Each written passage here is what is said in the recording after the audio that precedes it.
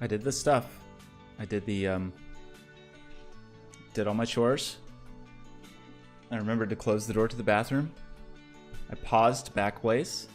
I paused Dropbox. I waited until the roofers, who are apparently going to be working for like 6 more weeks. I gotta move out. I need to move. I did all this stuff, and I think it's time to stream. The thing wait. That's my cellular telephone. Can I hear me? I've just been assuming that I can. Let's see. Is that me? Can I hear me? Yeah, that's me. Low latency. Incredible. Music seems a little louder than usual, though. I will say. I think we have it more like this normally. What's going on? I was just watching Lana Lux's stream. She was working on some couches. Looked awesome. She uses Maya like someone who knows how to use Maya, unlike me. I use Maya like someone. I can't even come up with a metaphor for it. It's that bad. Watched some other streams yesterday. My friend Ben was streaming. I looked at Jessica Mack's stream. Her game looks amazing, so beautiful. And then now we come to my stream, and what are we gonna do? I think we're gonna work on the Space Babies more. We got an important email from Microsoft just now. Excuse me, it wasn't important. We need to probably start some software. I guess I could have done that on my list of chores. On the list of things I could have done, should have done. I didn't like actually start anything. So let's get Unity up. So what I was thinking, last time we focused a lot on audio, and we got like a good audio foundation, I think, at least where the thing starts to feel like a thing, almost like as a purpose. There's a ton of work to do to make it done, I guess, or to make it worthwhile, and which it may never be. It may just continue as a silly little thing. And I just want to get to the point, again, the aim with this is we want to just land this project. It doesn't need to be super huge or super intense. I think I just want it to be a mini project that has a finite finish, and I'm not quite to the point of like hardcore get it done, but I feel like I'm getting close to that. And by that I just mean like come up with a checklist of like these are the things that need to be done to make it happen, and then we do those things, and then we're good. So the thing is this. And so what had we done? We have, let's make sure VR is off.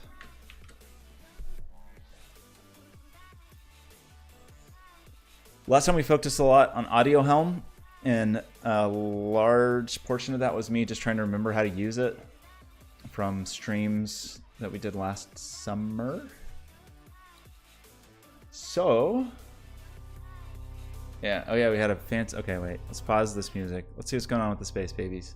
So we still have it, we have the Space Baby shortcut, and then we can shoot the Space Babies.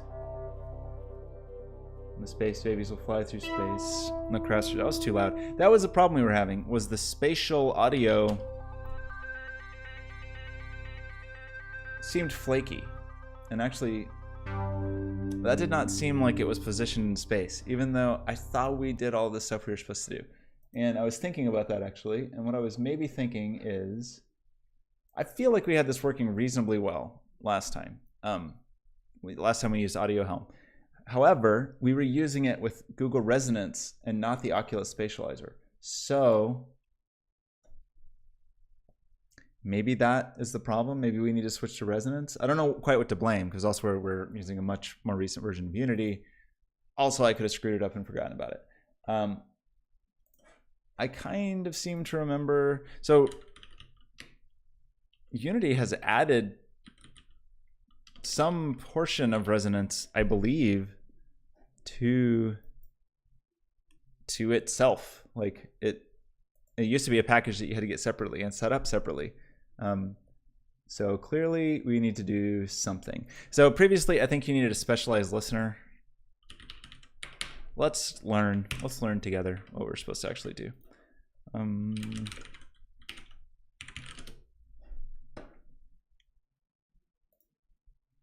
So I wonder if this documentation will be prior.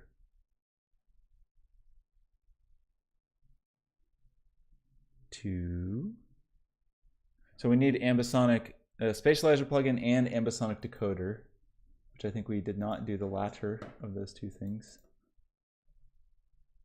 Did we? I don't think so. We can start this music again though. Oh, these menus have changed somewhat. Now it's all in project settings, audio. Yeah, so we want resonance there. I don't know. I think we need to disable that. These instructions may not be the most up to date because again, now some stuff's included. Yeah, like you used to have to use a special resonance audio listener. I don't know if that's true anymore. It'd be a little weird if it was like, oh, we got sound.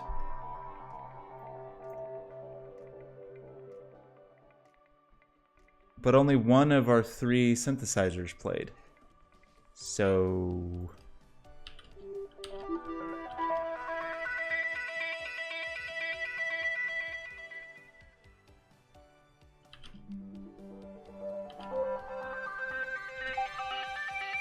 It doesn't seem... It's all...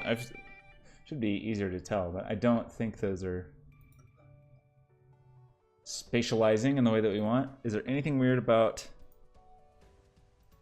These mixers have different channels, which I think is good and a thing that you want. We have a listener on the camera. Pretty sure we used to have to add a audio. Let's do this. We don't need shadows at all. That was weird. I probably shouldn't do it in this stuff while it's running. We don't need shadows. HDR can come in the pipeline.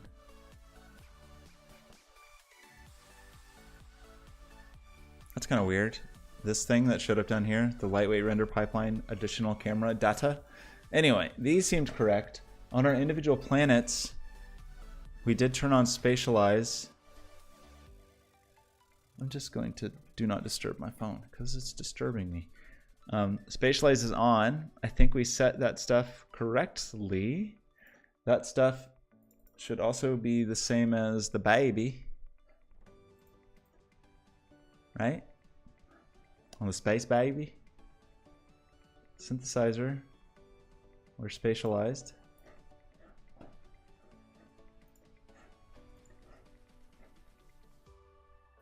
If I pick a planet. Okay, that's weird. Is there nothing going through? It's like it's not getting to the mixer, so. This does a weird thing. With the send signal, it's supposed to send there.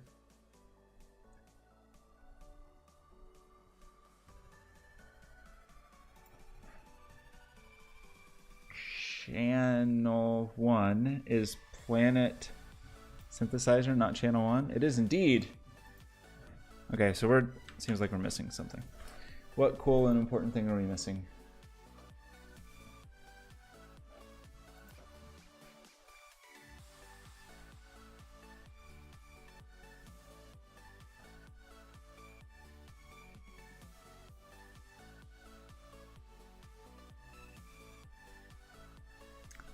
Do we still need the... Maybe we do. Maybe we have to still get the package. I thought... Maybe I'm just remembering incorrectly. This has not been updated in a long time. But I thought I had understood that some piece of resonance had been incorporated. But that could be a lie. It could be a filthy lie.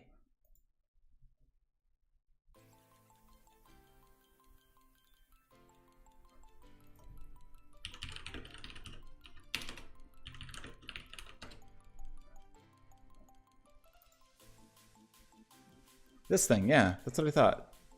Resonance audio is now integrated in 2018. Can't find any of the resonance audio components that stand alone. Yeah, what gives? I agree with you, CB. Forum poster from May 4th, 2018. What does give? Yeah, this says, yeah, I remember this. This is what I remembered in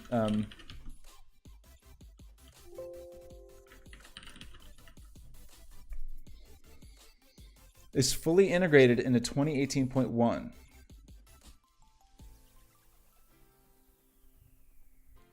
Cool, but this says you still have to download it, and it only talks about 2017.2. So not cool.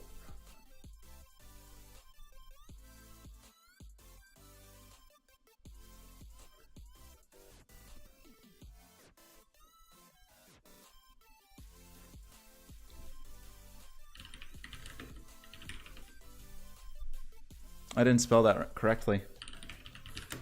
I was distracted by this other screen over here. Resonance audio.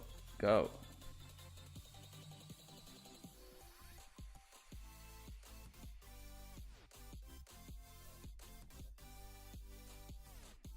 Microsoft Spatializer.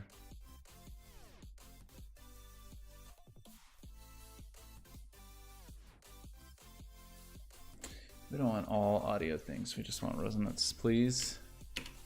Let's only search titles. What else could we, again, like, that's just not clear. Like, do we need CB? CB was the last one.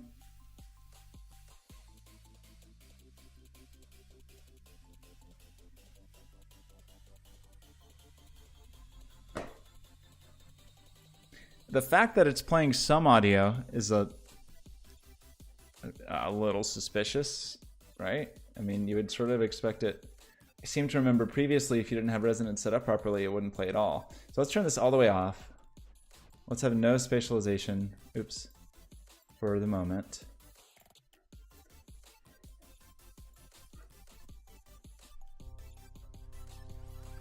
We got our buzz. We have that thing. Oh my gosh. Sorry. Sorry for that. That was awful. Why was that so loud? Good grief. That was horrible. Is there something weird about the settings on the planet? Awful. Sounded awful.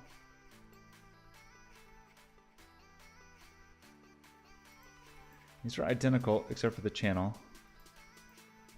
The volume on the baby is slightly lower, but I don't know that it needs to be. What is the secret here? So when we had the Oculus Spatializer, it seemed to mostly work, except sometimes it just would seemingly die. There's our drone. That's the bed synthesizer. I don't know why we don't see a level on that.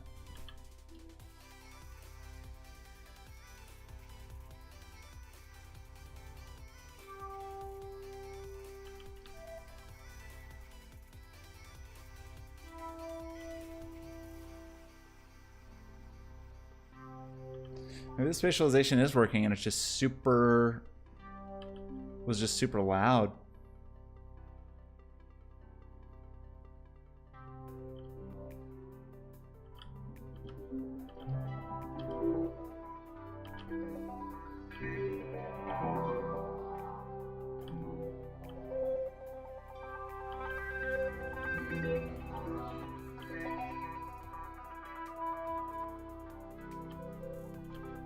I don't know what this thing needs to sound like. I don't know the answer.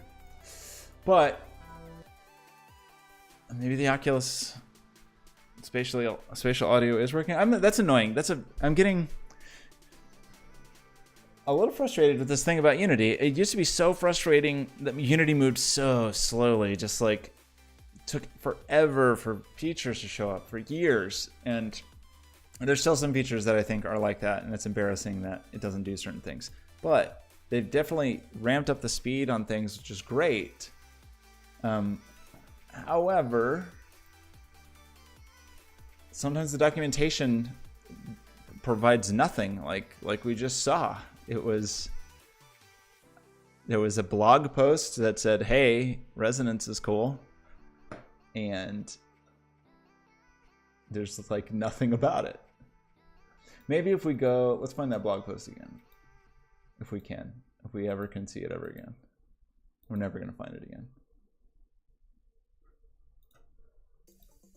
That's over. That's here, yeah, right. So this said resonance and it seemed like it was a big deal. Resonance fully integrated. Fully integrated. So maybe, is there a full release notes? So that was 2018.1. I'm sorry. Is that true? 2018.1, yeah. Not 2018.3.1, just straight up 2018.1. So maybe if we can find that particular release. Added Google's Resonance audio plugins is the only match, and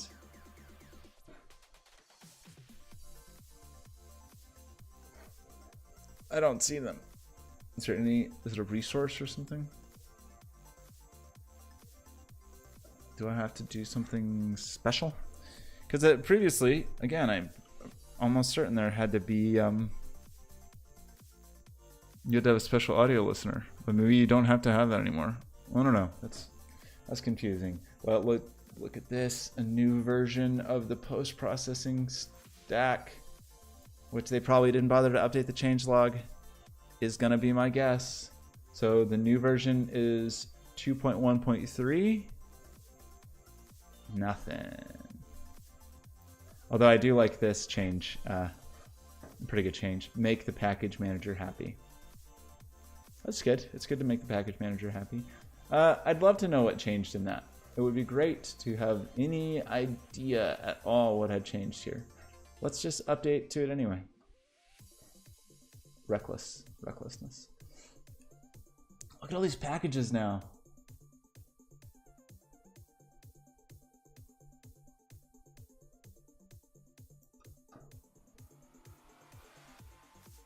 Interesting that we don't have that you can have the lightweight render pipeline without the core.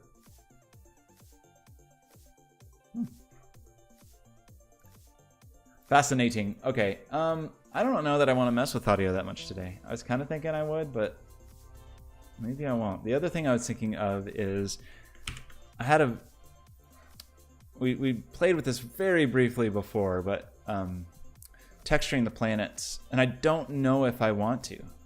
I'm fully undecided, but I did want to at least try and see if I wanted a little more texture here. I kind of like this flat world we ended up with our simple shader, all that jazz. I'm pretty into, but for some reason in my mind I had that if we looked up Magic School Bus space, that would lead to good reference images for planets.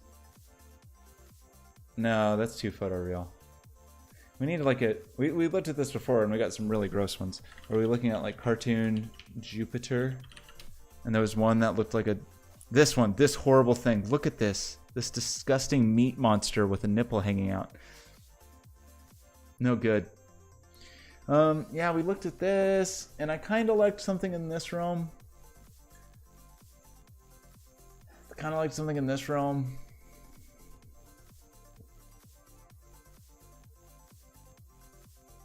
The main reason I would want texture is to, we'd need some warbles. So I do like this one, but we would need some waves and warbles so we could rotate it. It's because I thought that might make this scene a little more interesting, or give it a little more life. Look at this horrible thing. Look at this. Oh, wait, where'd it go? It was eating. Disgusting. Just eating garbage while looking at a framed portrait of the sun.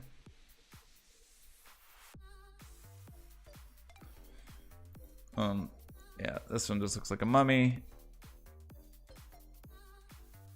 Just in general, don't love these.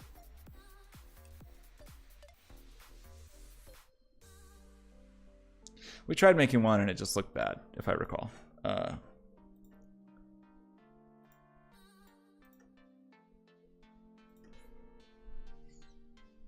Excuse me. Oh, also our shader doesn't support textures at the moment. What the hell? That's easy enough to fix. We do have a bad... I'll maybe even just stone it away because it looks so bad. We don't need any of this. We're not using any of these. We started doing some texturing and substance, but at this point we don't need any of that stuff. We are actually not using this either because we, at least for the moment, decided to use the geometry-based dash.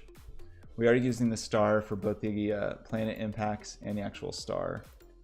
So this is going to be our outlined toon shader. So let's rename it as such.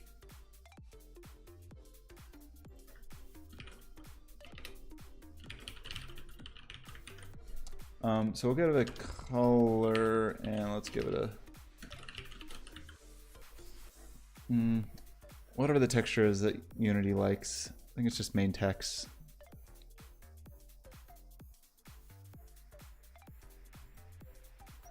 We will be copycats. Albedo. What in this case? It's just texture. And what we will need to do is sample that in whatever way is the appropriate way to do that now, which we will probably have to look at the lit forward pass to discover.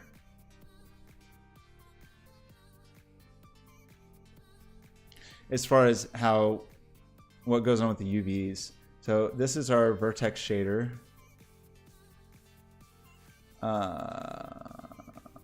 Man, they named stuff in a exciting way.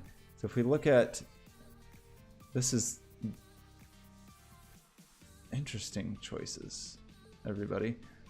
Varyings is what goes out, and that's what's going to go into the fragment shader, right? Fragment shader gets varyings, yes, and one of those things.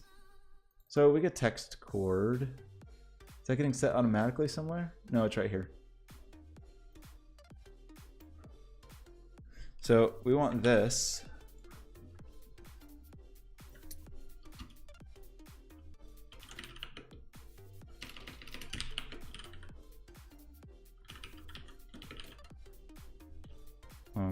I forgot. We should just copy all this stuff. What are we sending? This is fine. What do we call it? Yeah, there's being interesting naming choices instead of just calling this UV like it would normally be, but that's fine. We will try to adopt the patterns of the lightweight render pipeline shaders, because when in Rome. Okay, wait, it is called UV. Hold the phone. Oh, it's here. That's what we want. We do need that. We need to get text chord coming in, I guess. It's fine. And then going out, it's called UV. I would have just called it UV in both cases, but hey, what do I know? And then we need to set that in our fragment shader. No, in our vertex shader to send to our fragment shader. And that is...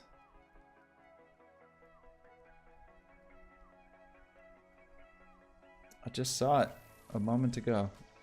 That's not it. That's not the shader. Here it is. This very thing. I think we can just steal this exact thing. And that will be easy. Are we sending anything else fancy?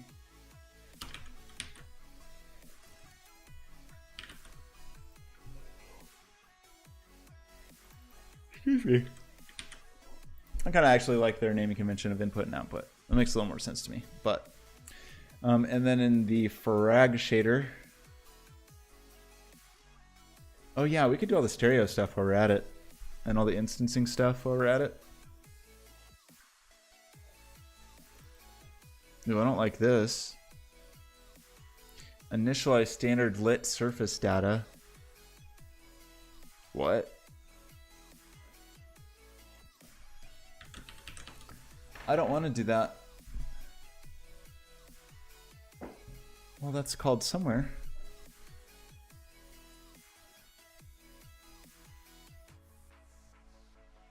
Why is this just not a good old-fashioned texture lookup? Initialize input data. This is the fragment shader? Oh, because it's got some fancy thing to be physically based. No, we should just look at the simple forward pass, actually. It's probably not as fancy. Would be my guess. So we get the UVs there. Yeah. Sample albedo. I don't want the alpha. I don't need that. I just want...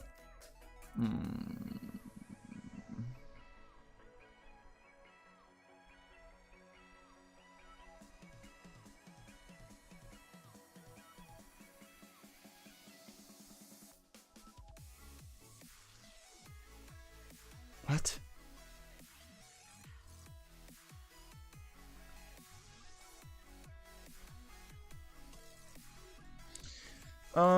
Let's not do any of this stuff the way they do it.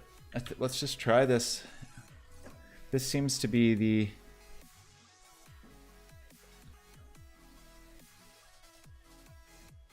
Why are those only... I'm confused by some of this stuff. Why is... Well, they have the diffuse and the alpha separate, I guess. Well, why would diffuse be equal... Well, maybe something else fancy is happening in here. We don't need to be fancy. We just want sample emission with the UVs.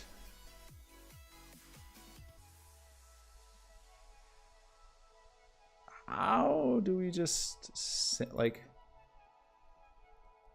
sample a texture without anything fancy?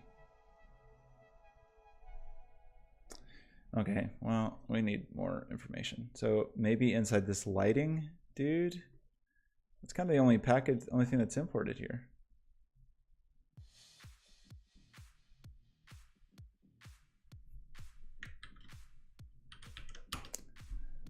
And maybe it's not specialized. So far, it seems like a fair number of these calls are specialized for the lightweight render pipeline. So I couldn't just go by the normal, whatever, I can't remember it, but the normal way. That gives us our UVs, great. But the sampling based on that. Where are all these things defined? Lighting. So some of that stuff was in this shader library. Like in core.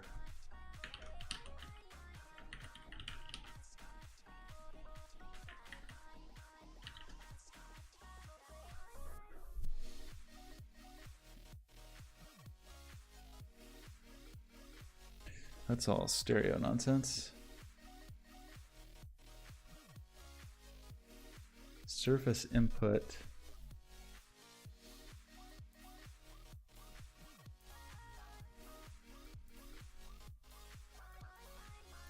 Did Unlit take a...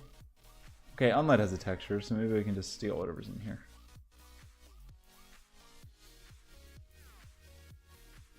Let's just sample its texture 2D. Okay. We were being... I can't remember if that's what the normal Unity way to do it is or not, actually. I don't think it is, because I don't remember that taking 3 parameters. Or maybe it did? So main text, sampler main text, I think it's magically created for us. And so I believe that this is all we needed to get the texture color. That was a hassle.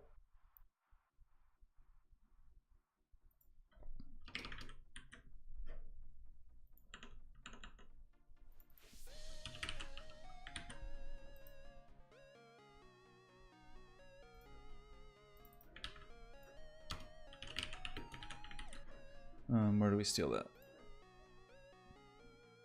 Maybe that's in some include somewhere. I'm trying to remember if you have to also declare sampler in the same way.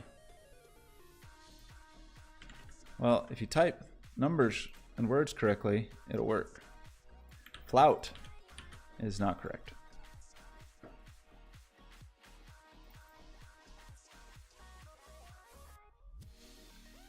Yeah, we need to do, yeah, the ST thing.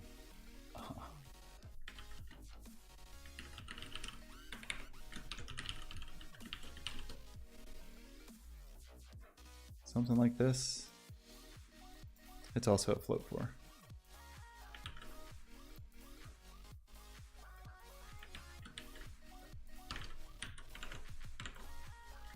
And then that's probably what goes in here too. This guy. Maybe not.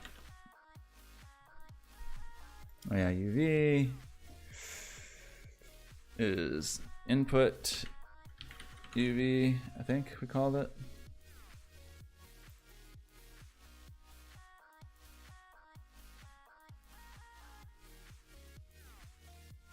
Excuse me? Float 4 object does not have methods. Outline 81.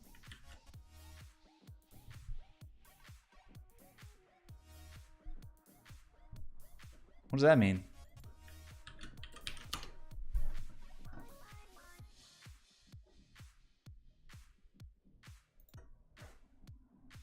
In these contexts, where does the sampler...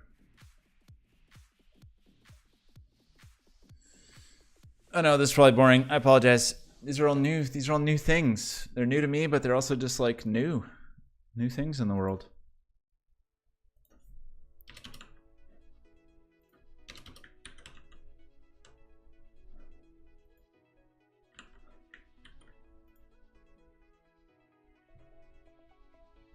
I don't even know where that's declared. Like, is that the real deal? Is that actually real? I can't remember. Oh yeah, main text and UV. So this has text 2D. But maybe that just doesn't exist here.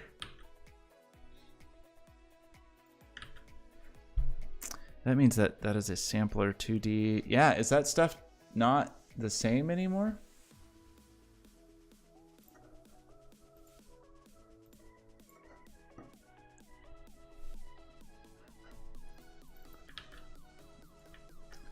Actually, well, did I do that correctly?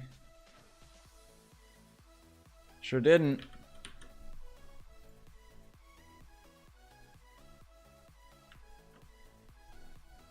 Okay, so that is a sampler 2D.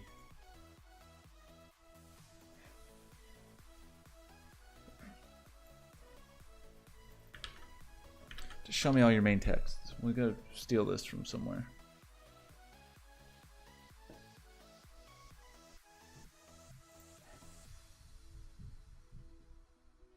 It's a sampler 2D, and then it's a float 4 for the ST.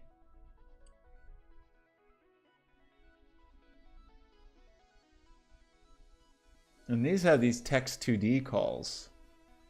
And transform texture. They do that in here. I guess you could. I feel like it's a little more normal to do that elsewhere in the vertex shader. Okay, that and then that.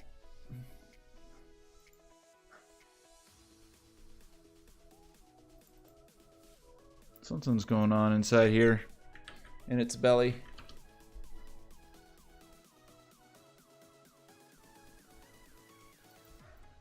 Like, I want to know what you are. Sampler main text, where did you come from?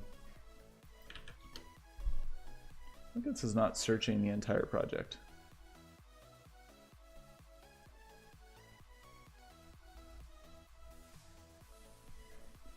What does the unlit shader do?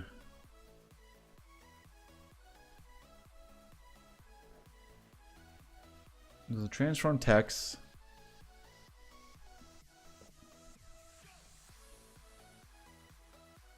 They're packaging the UVs into another variable. Looks like shared with fog. And man, that's kind of annoying that things are this different.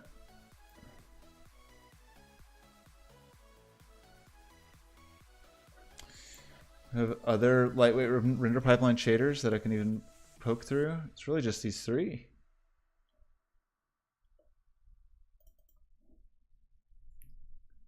Float 4, main text ST. We know that much. Surface input in the shader library. Metapass, we don't care about. Surface input was here.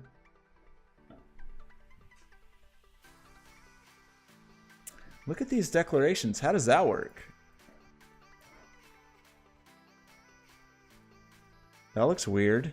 Is that a thing I can do? Can I just do that? The syntax is new and unusual. Like, is that a thing? Well, we got some lines.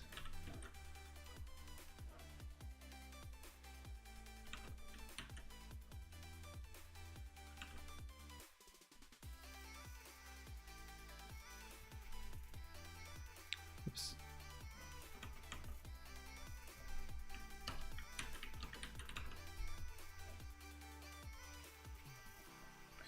What's wrong now?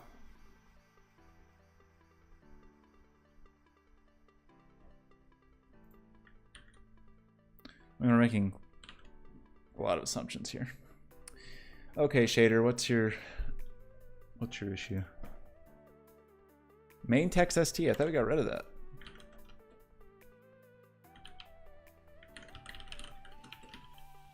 I don't see that in this file anymore.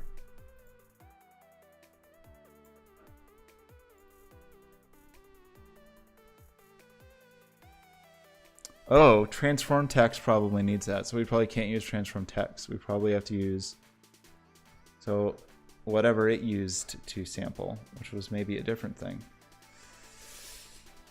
So that was in Lunlit, right? In the vertex shader.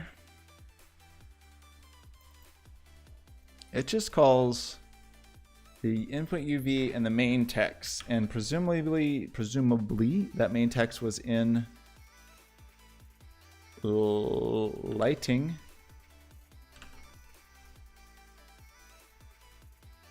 Or unlit input here, unlit input, which has a float 4 for main text ST.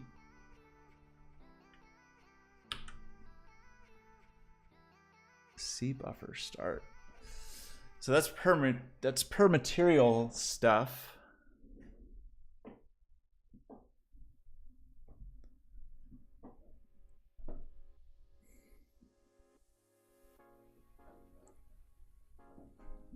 Just as a float 4, but then this is declared like this. What does that mean? So actually, so that means that we do have the ST also, in addition to this stuff. This is, I'm gonna say this is a little confusing. So do we also need this thing? This doesn't feel great. Like, blindly stumbling through this is not feeling. Okay, we got it. That didn't feel great. Right? Like, that just wasn't, I don't understand what these distinctions are, and if they're distinctions that are like exclusive to the lightweight render pipeline. I don't know. Anyway, we got it, and now we can, I guess, if we want to, multiply our texture color in here as well, which at the moment should do nothing. But we should now be able to, on a material like this, grab a texture. Sure. Maybe we shouldn't do it on planet A, since that's the difficult one to see. Let's do it on planet, other planet. Planet C.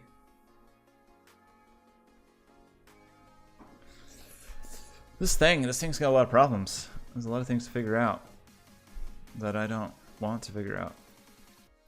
Okay, yeah, look at that. So that, one of these weird things. There's a man's head in there. So I'm just looking to see if there's anything in here that even vaguely resembles something we'd want to use. That's in the realm of the right answer. And just, do I like it at all?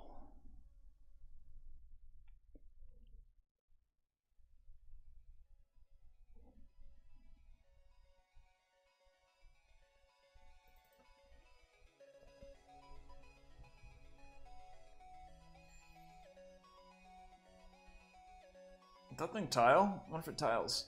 Let's put a little spinner script. Did we already make a spinner script on our planet? I need to stop holding my hand directly in front of my mouth when I'm speaking into the microphone. That seems like a bad way to talk. How about this? That's probably easier to hear. I think I just spend parts of my life like this, like So let's make a spinner script on this already busy planet. Oh, we could just add it to planet. Planet's already a thing. It just needs an update loop.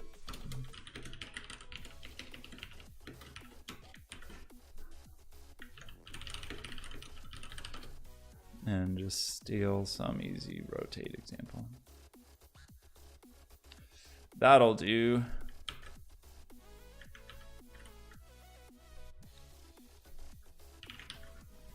Right?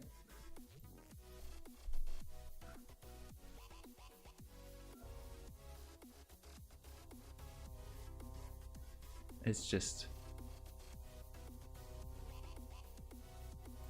Wait, did I put that on the wrong thing? Oh, I can't just... Oh, man. Well, this is okay. I should...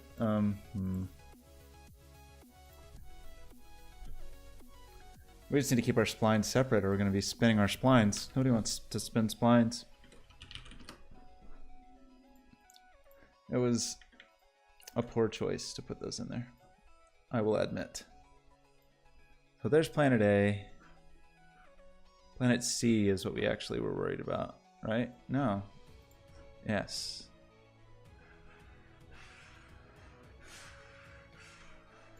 It just needs a speed. So let's expose that. Oops.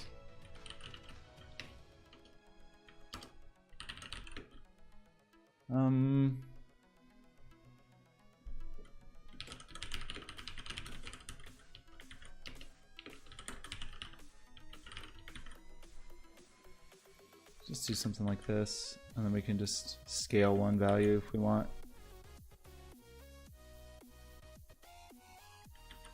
It'll just be the speed for any given axis. We can just put axis. We can just put whatever speed. Kind of like if this was 20. Too slow. That's degrees. So if we wanted to rotate once per second, which would be, that's way too fast. 90 feels not too bad. I almost want to put a little...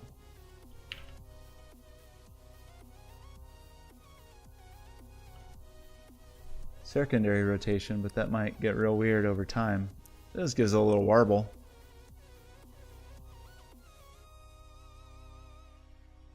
So... I don't know. I don't know how I feel about this. I do not know how I feel about having rotation. I do know that I think that's too fast. I do know that we do need to make our star field bigger. I kind of forgot about that.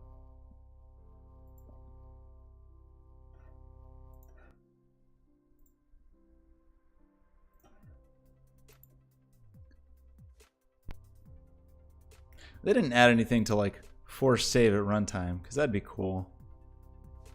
Like if you could right click something on it and say like force save component values or something like that. But no, alas, they did not.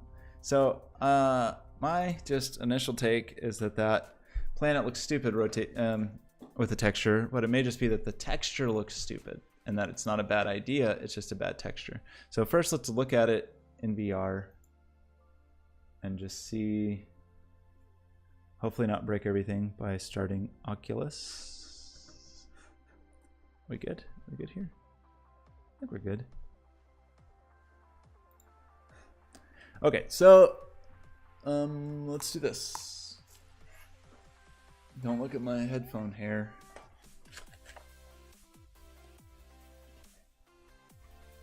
Oh, that drone. It's intense in here. Man, it's tricky. Like, I mean, no question that texture is all wrong. And I may just not like the idea of a texture in general. However, I do kind of like the idea of having a little bit of life in the scene is nice.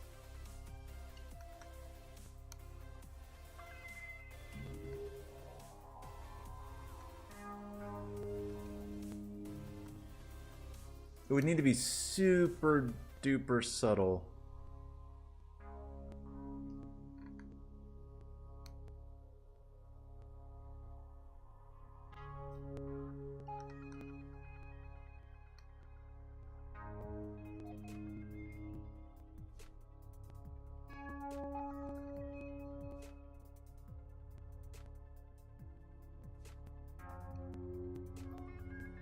I don't want to give these pluses. What are we going to do with these pluses? Maybe they should have a slight rotation as well. Just so there's a little bit of movement. I think I like the idea of textures on the planet. I think they just need to be extremely subtle. Just enough to let you know that the planet is moving, basically. So not super unlike this, but less warbly and less contrasty, I think, is the answer. They look, man, I don't know, maybe they just look better when they're totally flat. I don't know. They could have little polka dots on them or something like that.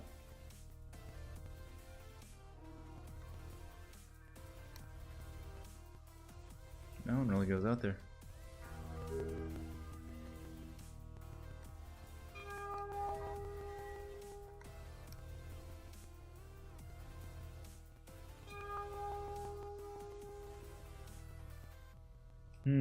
What's the answer, Sunshine?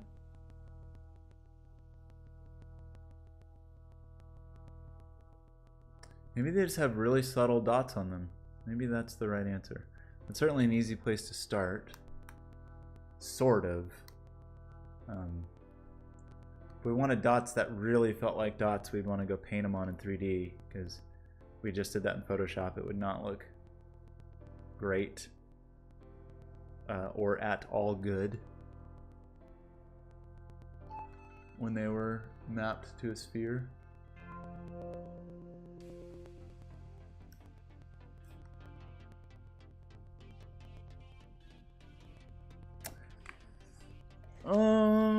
Okay, let's say that...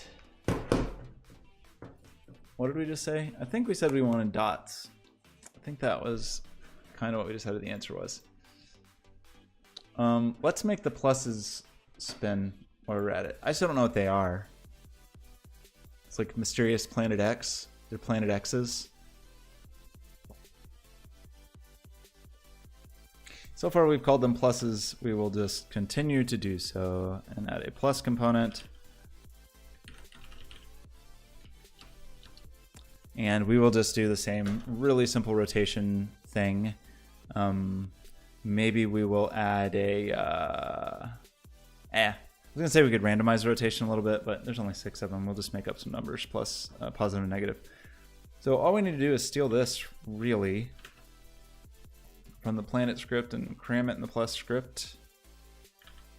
And this as well.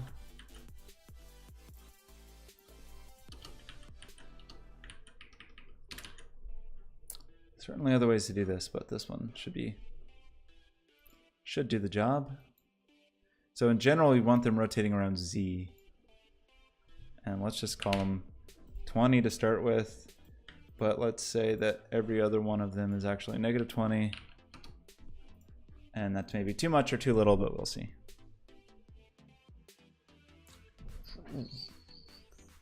Fully the wrong axis. 100% the wrong axis. It's not even a little bit what I meant to do. But the question is whether maybe I accidentally like it.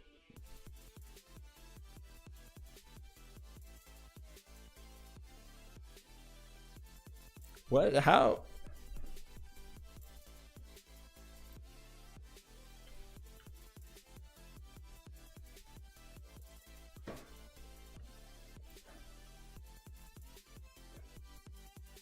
Did I not do... I need to do that in like local space.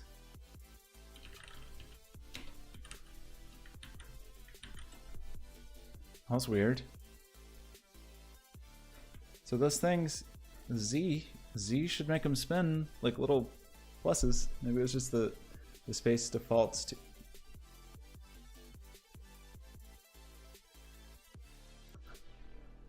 What?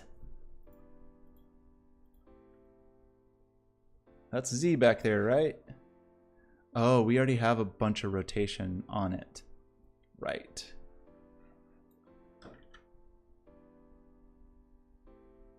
Right.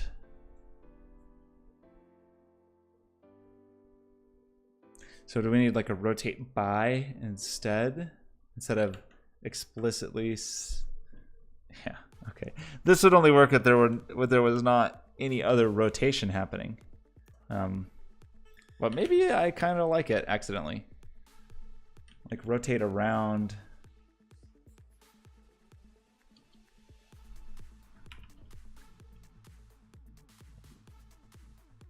Oh, no. Oh, that's what I want, actually. An axis and an angle.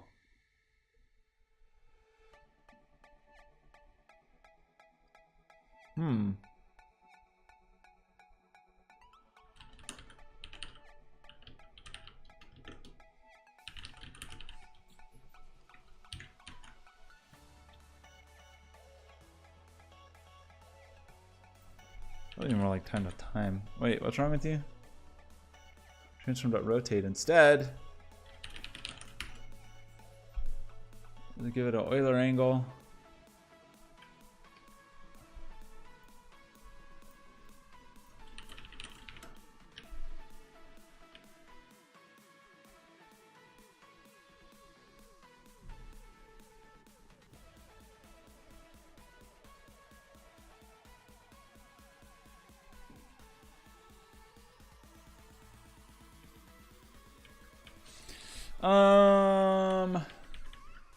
I don't want to do this. The really easy answer would be to parent it inside something and then have your rotation on the child, and then I don't have to worry about anything more complicated.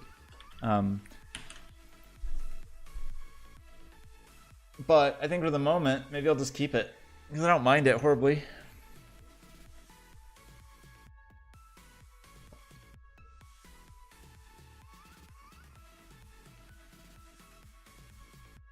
They weirdly don't even seem like they are all moving the same speed, which they are. Some are positive, some are negative. But... What a silly problem. Of course it's true, though. Because that's what happens. That's how it happens when you stack up a bunch of angle rotations.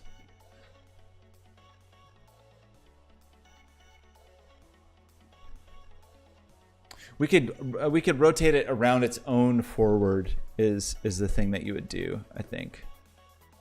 Because then the thing you wouldn't want to do is do any kind of rotation that would change its forward, but if you're always rotating around its own forward, then the forward would be the same. So that would be fine. Although at this moment, I think I'm going to leave it how it is. As far as...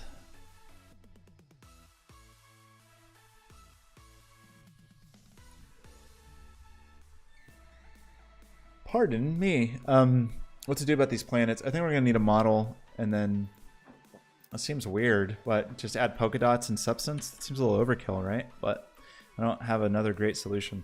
So we could remake the sphere for the head too.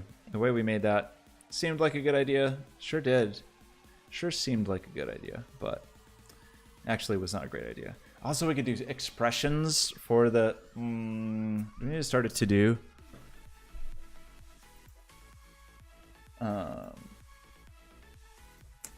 Let's maybe start a to-do list.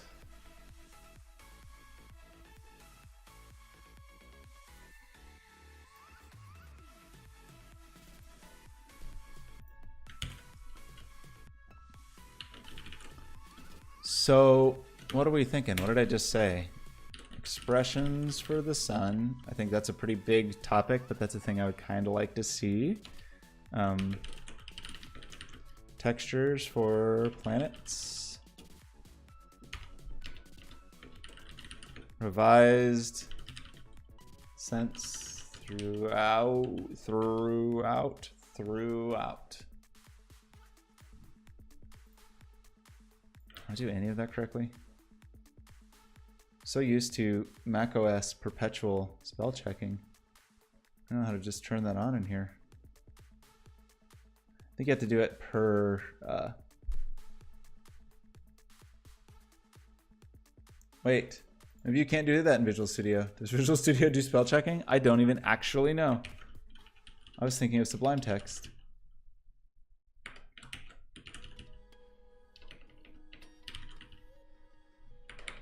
Do I need some sort of spelling extension?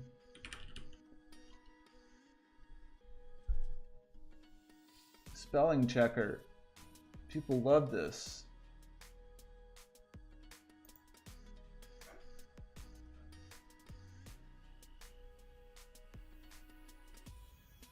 Oh, look at that. What if you're just writing words, though? Like... I kind of think I want this. Okay, I can't live life without a spell checker. That's one of those things, like I can't spell in Windows. Like the macOS 10 almost from the start has had system level spell checking, which is amazing. Real-time system level spell checking. And I get so spoiled by it. Windows maybe does to some degree. No, I don't actually know. Anyways. Yeah, expressions for the sun. Textures for planets, name and logo, treatment, some kind of splash screen.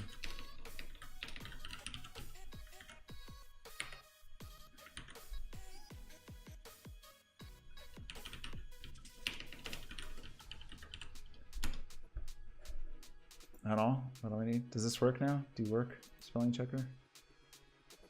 Let's misspell some things. Oh, look, yeah, perfect. It already helped me.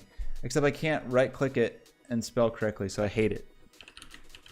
I miss that system-level spell checking. That's an important thing. Okay. That'll do for the moment. And really, I started without even actually thinking much about it. That's actually a markdown file, not a text file. Okay. That's gonna make Unity mad, probably. It's gonna say, like, don't rename things. Yeah. Shh, it's okay. Okay.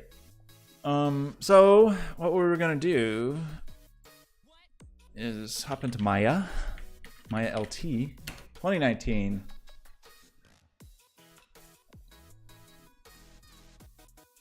And make some spheres. And the reason for doing it that way is we can decide to have a little more agency over the UVs, although I'm thinking we may just end up using the default UVs, but it will also make it a little easier to send into Substance, because that's the easiest way I can think of to paint on these polka dots.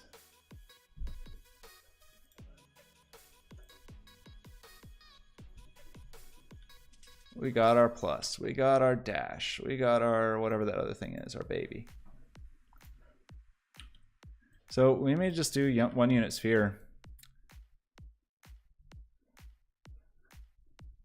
And we may just redo that one while we're at it. One thing about this that we do want to consider is we may want to make it denser than usual because we're doing that extrude thing for the outline. And so we'd get a smoother outline if we make that mesh denser.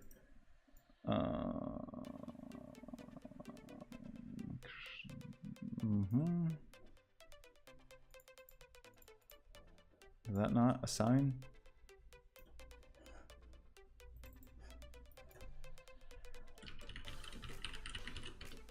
Kind of thinking we do the same thing with our planet buddy, but maybe not yet.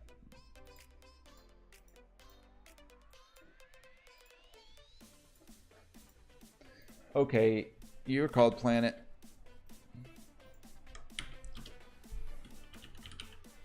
So many inconsistencies. It's hard for me to manage. Like renaming a thing. Usually on Windows you do that by hitting F2, and on macOS you do it by hitting Enter. F2 does nothing here. Enter does just... Why? Why, Maya? Why are you like this? Let's send this to Unity.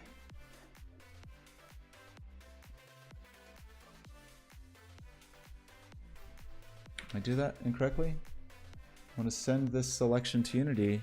There it is.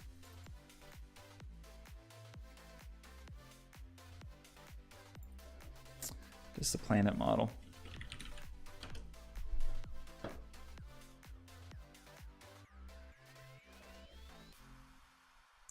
Okay, so we should be able to go over here, and now we'll have planets, and I don't think we really need to do anything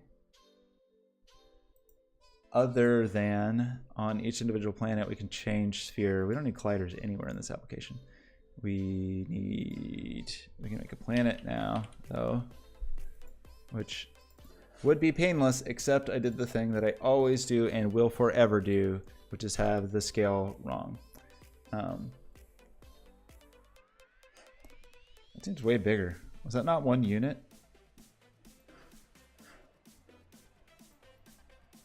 Why so robust, planet?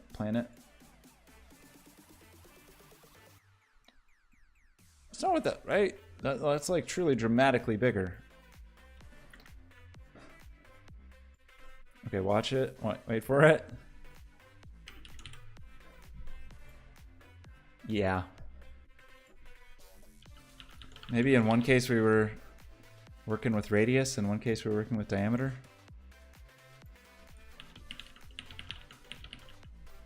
Well, that kind of seems too small.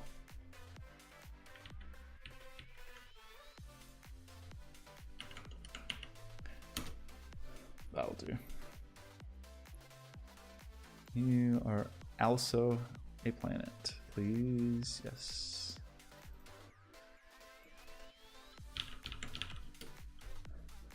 All of you probably want a bigger outline. Also, what I would like is to do these as like per... Oh, great solution for this. So Unity has the ability where we could have these as one material and they would all be drawn the same, and you use these like material properties, material property blocks to let them be drawn differently.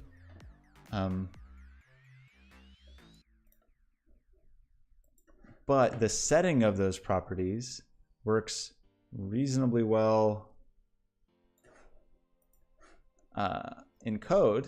I know how to do that, but where you really want to mess with it in the editor does not work so swimmingly, unfortunately. Okay, we got our planets back. Maybe they're all just polka dot planets to begin with.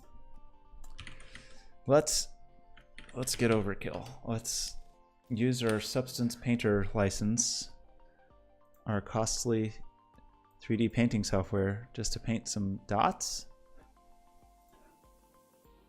Maybe. When I started this whole thing, I was thinking that everything would be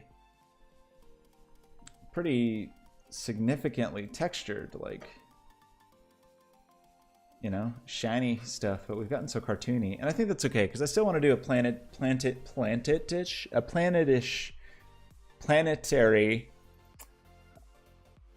outer space inspired project, let's say, coming up soon. Oh no, we're never gonna find this project. That is a little more photorealish, so I'm kind of okay living in cartoon world here. But we started in a very different, with a very different approach. This thing now lives probably somewhere like this.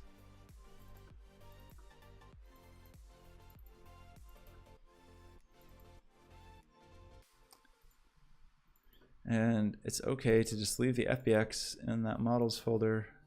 This this path is ridiculous. My naming convention, hello, hello, hello, perfect. It's great naming. I have a reason for doing that, but maybe it's not a great reason.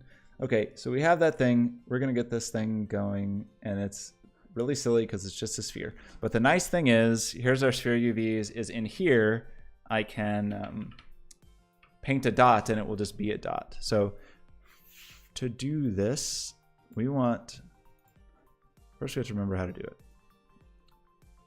Our brush texture is the issue.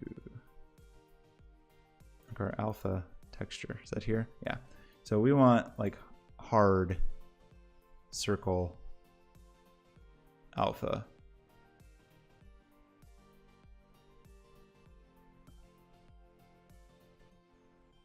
I feel like this should be easier to find. In fact, I think there's a brush preset, now that I think about it. Basic hard brush. Okay, so now we should be able to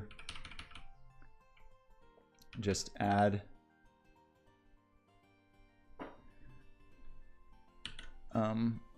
dots where we want to and not have to worry about the distortion from the UVs. That thing, we only want to draw to the color channel, I think. See, like what I was describing, in case it wasn't clear, in case you're not super familiar with how UVs work. UVs are the 2D coordinates that work on top of a 3D surface. And even though I want perfect circles on here, the way they will be encoded in the texture is kind of squishy and weird because this gets wrapped around. And so I wish you would rotate around the object. Is there a shortcut for that? I don't like that. I don't really like the rotate around the click. Maybe there's a way to not do that in Substance.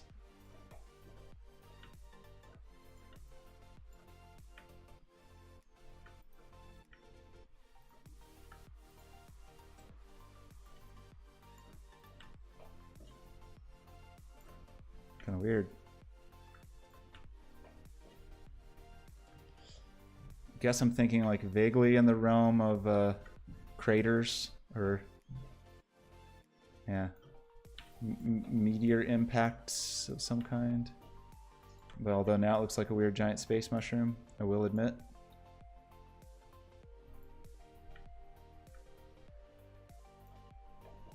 I'm not entirely sure how dense I want it. I just want, the whole purpose of this is to give a sense of movement when rotation is happening. That's really our goal here. I don't know if I'm doing a good job of this. What is this giant hole? I feel like I've covered this thing in so many dots.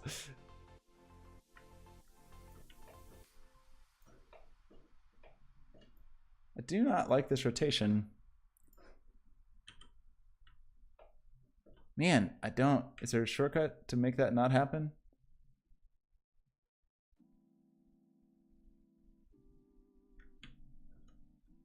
Oh, it's the wrong button entirely. Snap rotate. Oh, that super didn't want that. No way. I want to just rotate around the centroid of the object, not around where I'm selecting, but maybe it's not possible.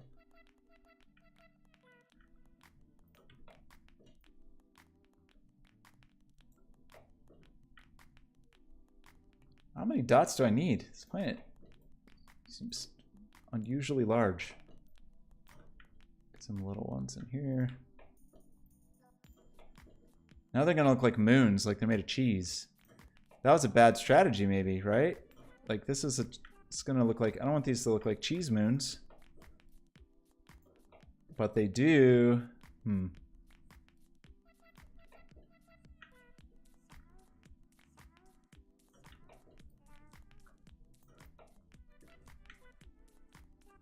Also, maybe I'm doing this all wrong, and I should have done a way fewer dots, but way bigger dots. Could have been a route to go.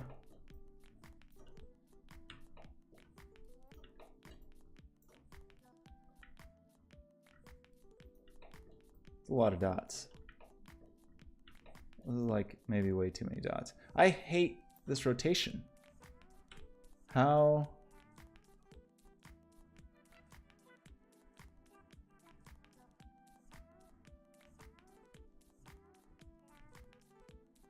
Can I rotate around the center? I just don't like this.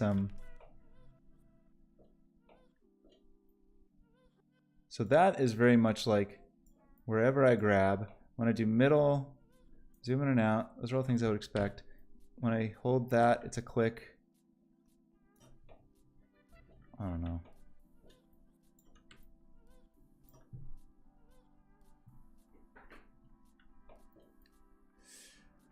Well, we made some dots.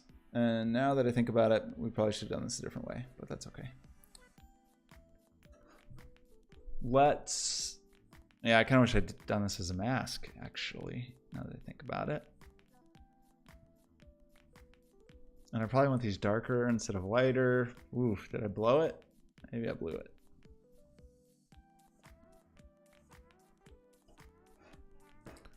I'm actually gonna invert a color layer. Probably do it with a filter.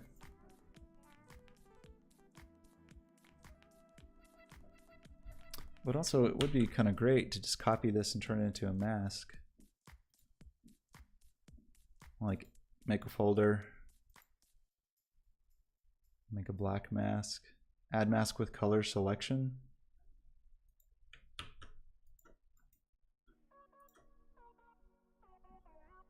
Oh no, that's not what I want. I don't know if you can just paste in a mask like that.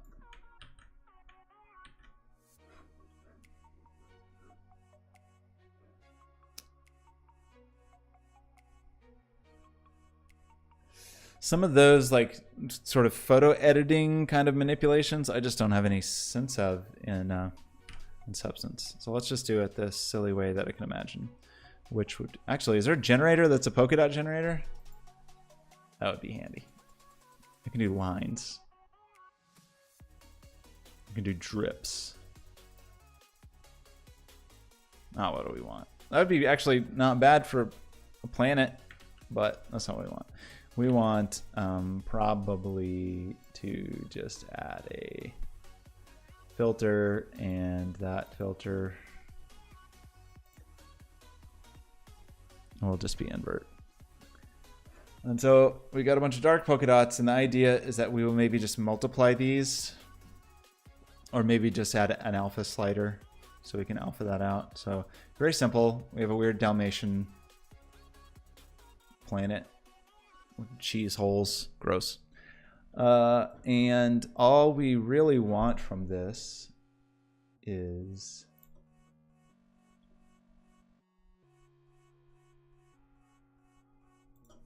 to export the textures. We don't need all this stuff. We just need this.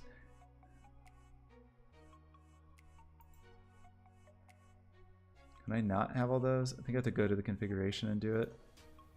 Just to say, I don't need you. So let's duplicate this. Let's throw away. I mean, unless there's something that's just an easy, like, hey, give me a texture. I don't even know what some of these things are.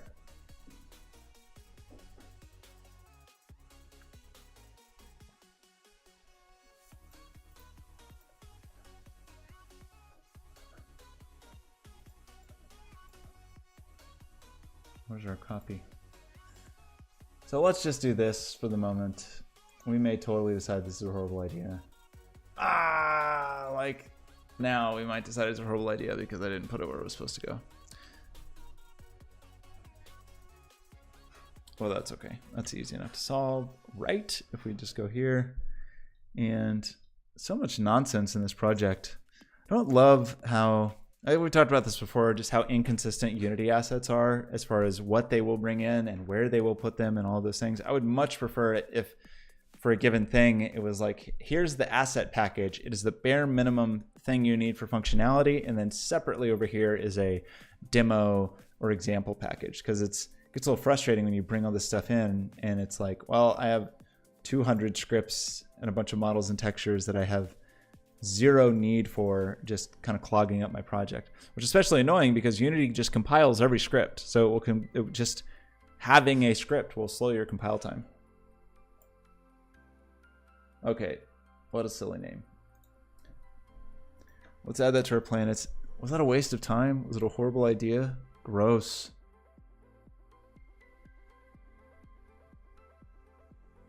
Why does it look so bad? Map-maps are on. Is it worse with the map-maps? Well, without it, it's very crunchy, but that's kind of more in line with cartoony. The map-maps just are not looking great on those distant planets. One of these days I should actually learn what these different map settings are. I feel like anytime I've played with them, I did not feel like I was really getting much back. Cool. Not what I need. Although that was kind of interesting. That's an interesting thing. Okay. Draclin, how's it going? It just ruins the crispness, these mip-maps. Maybe we just don't want mip-maps and we would prefer them to be crunchy for this particular style. I don't know the answer to that. I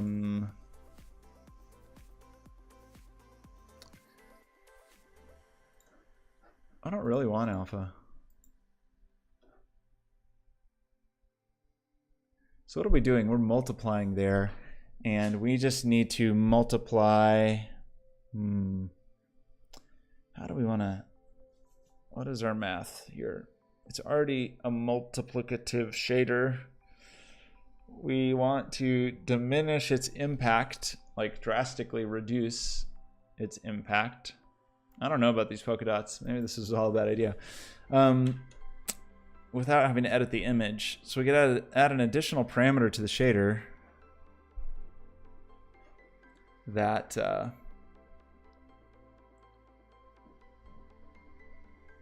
changes the contribution amount of that. The really easy way to do that would be something like...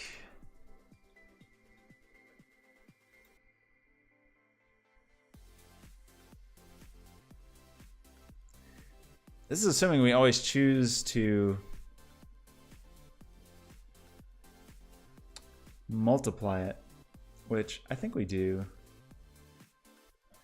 Like we could do something like this. We don't even want to add a parameter. To add just a little laziness at the moment. Lerp between this and white by 0.5, for example.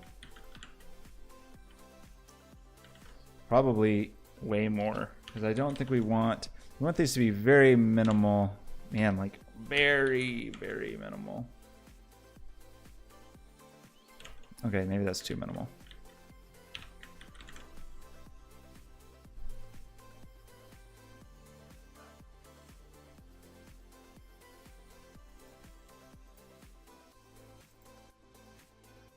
What did we do? We did 20, 60, we did negative 10, 50, and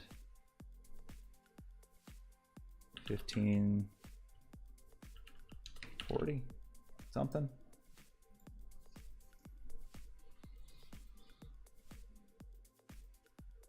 Oh, at least one of those should be negative. Probably the green one on the Y value.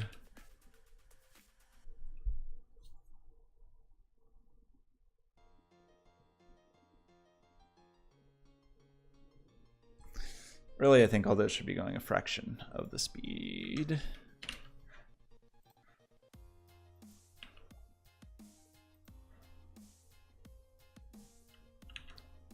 Not 150.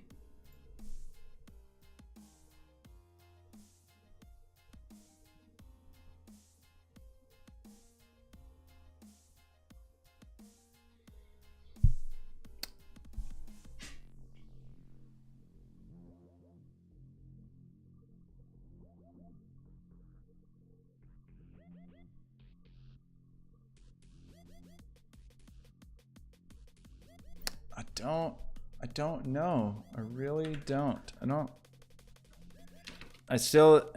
feeling the notion that I like the idea of these having textures. I think the green one looks okay, but I don't like the way the textures look. I think that there's a little bit of movement from them.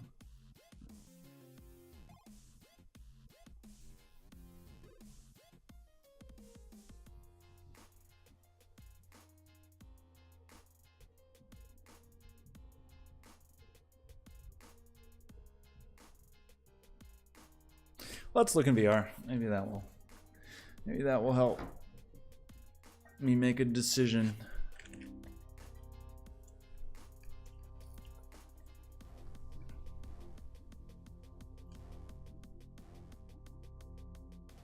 The green one doesn't look too bad. As I feared, these look like moons made of cheese. But maybe that's okay. That planet is absolutely way bigger than it was, because we were not clipping the dotted line before.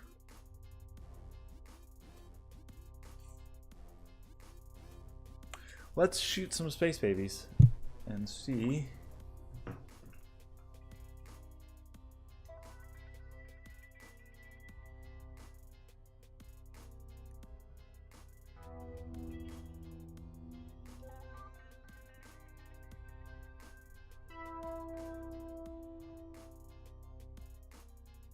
Why is that one silent? We're definitely having some weird audio problems. And again, maybe it's unfounded, but I kind of want to blame the Oculus spatializer.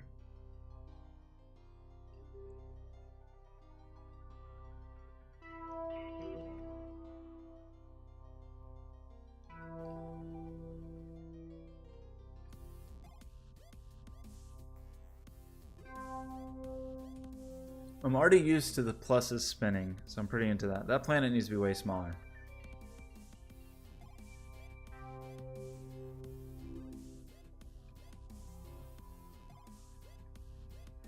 Oh, it's so weird when it hides behind you. So, what's the answer here? I keep asking that. And the answer is, to that question, I do have an answer to you, which is there is no answer. I think. What's going on Twitch? Who's streaming? Lana Lux is still streaming? Oh, wait, don't go. Purge is streaming. New Dota patch? Good heavens. Dracklin's online, clearly.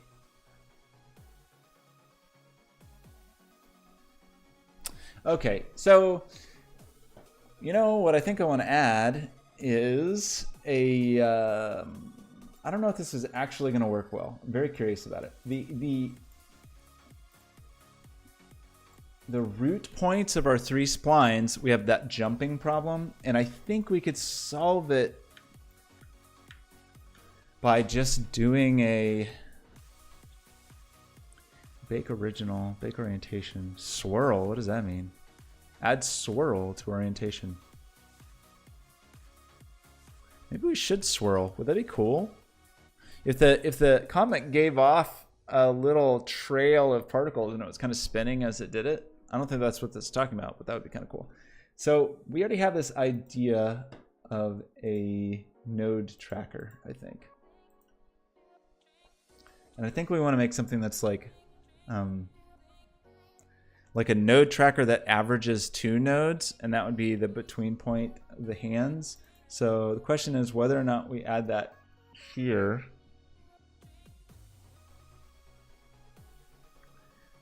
So we could make node instead of, we could make that a list of nodes, and if it was if there was more than one, it could average between. Is that overkill and silly, or do we just make a new script? What's the answer? I'm just searching for answers tonight. Keep asking that. Otherwise, we just do a thing that would be...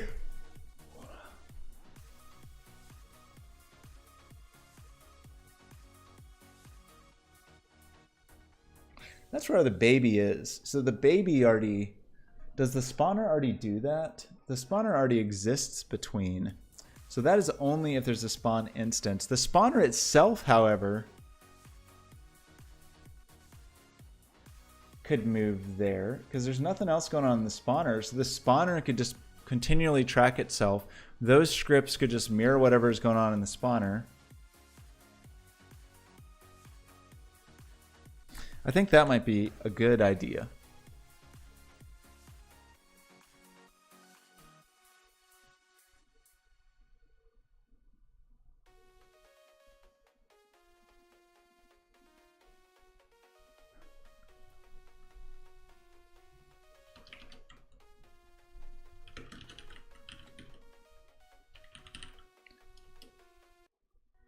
So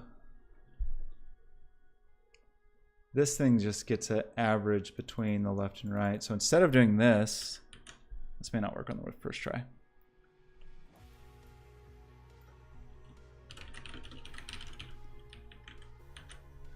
We will just do the transform of this fellow. We'll continually do the thing. Why can't you lerp? What? Not just Visual Studio being ridiculous? Seemingly, yes. What? Why would you not know about lerping? Why are you suddenly angry, Visual Studio? Nothing seems to actually be wrong. Unity will let me know.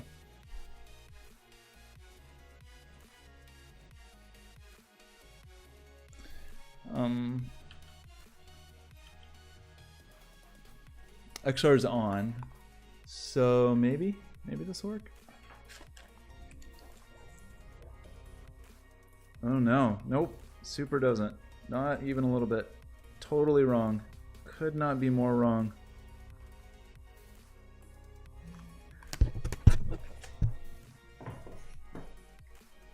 Well, that's something.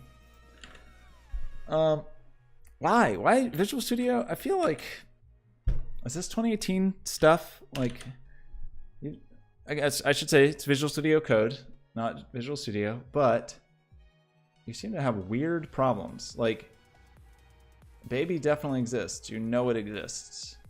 Maybe I need to delete my Visual Studio project because we had those initial problems with the 5.7.2 versus, I'm sorry, 4.7.2 version of .NET.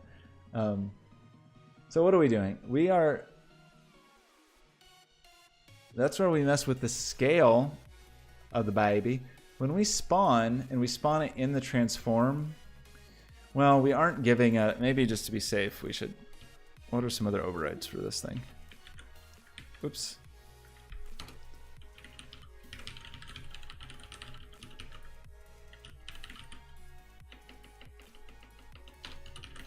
Why did Windows just make the device unplugging noise? That's suspicious.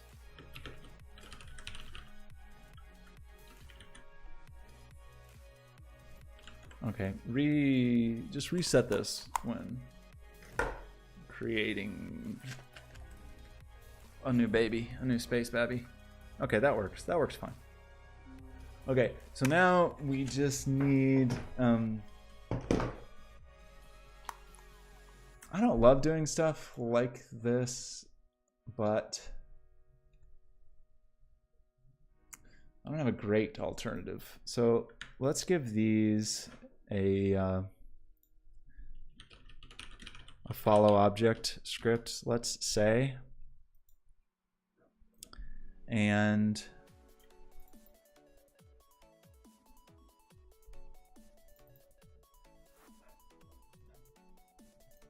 there's a better way to do this, but I think this will be okay. We will serialize a field for a private game object that is the follow object, and we will do local position equals follow object dot transform dot local position. Okay, I've already changed my mind that this is going to be called follow transform, and that this is going to be a transform, and this is going to be follow transform also.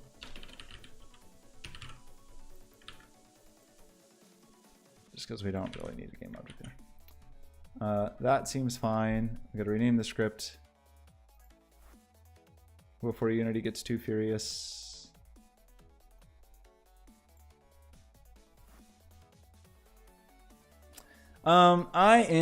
Those initial nodes on the splines, since that is, once the baby's launched, it just does that little Kirby spline follow and just interpolates from A to B.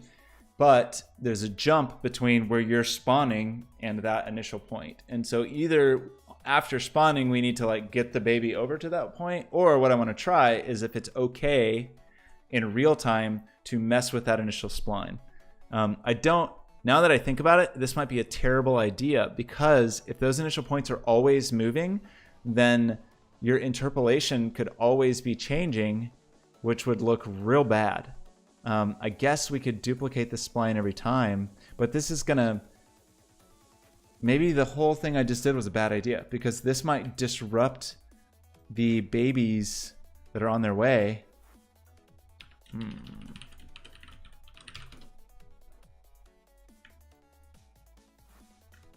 Nobody wants to disrupt the babies.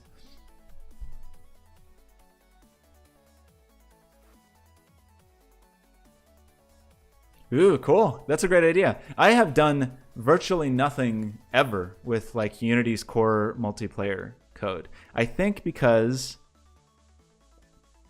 I don't like the idea. So I'm correct in that for the Unity multiplayer, Unity is the server. Like you build a Unity application that also runs as the server. Is that correct?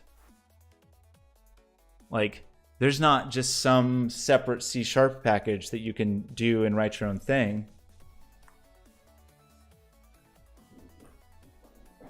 But I thought even when you were like, oh, I want a multiplayer server just to run in the cloud or whatever using Unity stuff, that you had to run a Unity instance to do that. Maybe I'm not describing that well, but I also might be mistaken. I may be also out of date on like what's up with Unity. Like, yeah, I mean, that's kind of like what I would kind of like for me personally. Just I like to write. I hit my arm or hand or something, and my hand is now tingling. Ooh.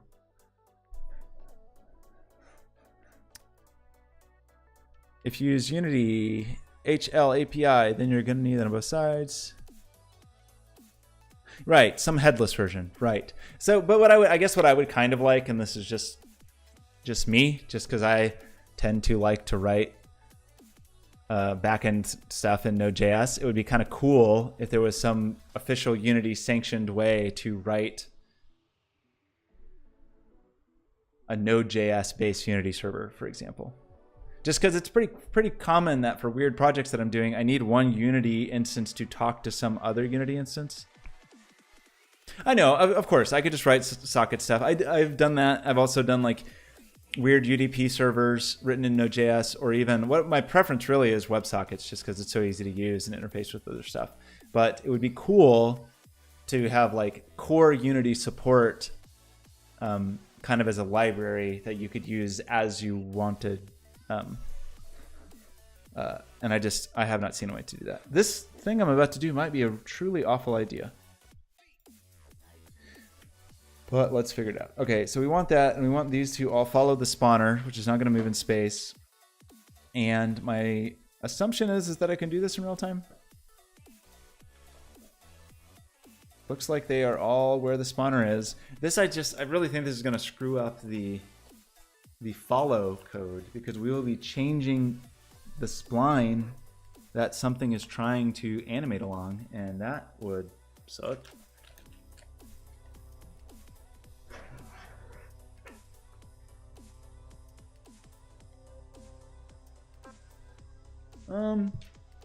Maybe the impact is minimal.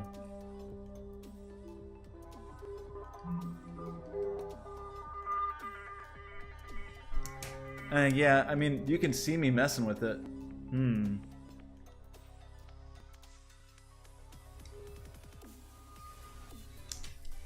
see the warbles I give it?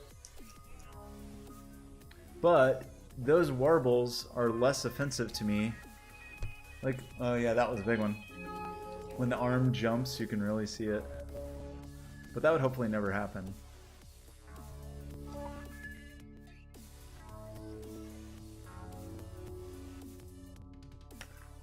So, 3 solutions for that are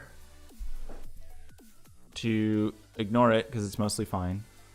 Have some other way, like our own mechanism to interpolate the baby to whatever we consider the first point in the spline is, or have a second spline that is like the launcher spline, and only that one we screw with, and that just takes you to whatever the real starting point is. I don't know what the answer is, but this feels, it's still broken, but it's less broken, and so I'm going to call that okay for the moment.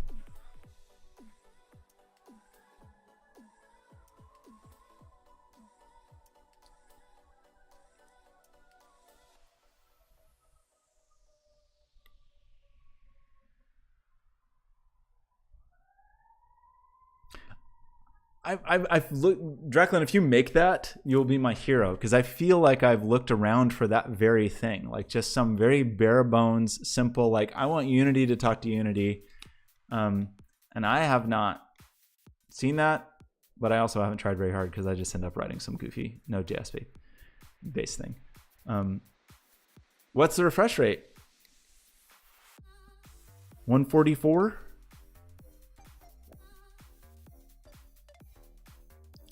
I'm very curious about that because I've definitely heard from people that 165, that's a weird number, that that makes all the difference to the in the world to them game wise, like more so than HDR, more so than high resolution, more so even maybe, probably not, but maybe even more than like nice display technology like OLED. Like there's some people that just swear by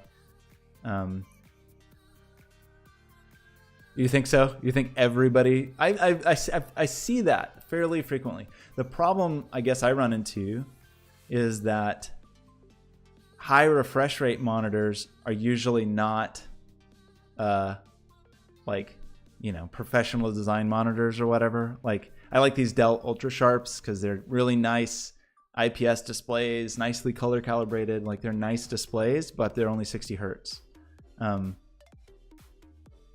It's that much better, even more than just for games, really.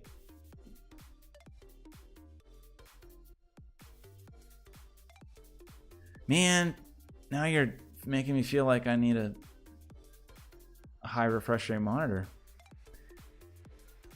I guess I've seen 120 hertz monitors, but no, that's awesome. I'm glad. That's super great. That's also great that like you didn't notice, so you had it a year ago and then you get this bonus. That's awesome. I've seen 120 hertz content, and I guess all the VR content I look at is like 90 hertz, and that's good. But I guess I just haven't seen like 140 plus and what that can offer. Well, you're making me a little envious. What kind of monitor is it, if you don't mind me asking? I'd be curious to know the specs. Okay, so that kind of fixed that problem. Was that on our to-do list? If not, we can do the thing where we add something to a to-do list only to remove it, which is always a good feeling. Like the to-done list. Yeah, watch this. Fix baby interpolation. I don't remember how to do a strike through in Markdown. Maybe there's not a way. Maybe it's a dash before and after. I don't remember. 2 tildes. Scratch this.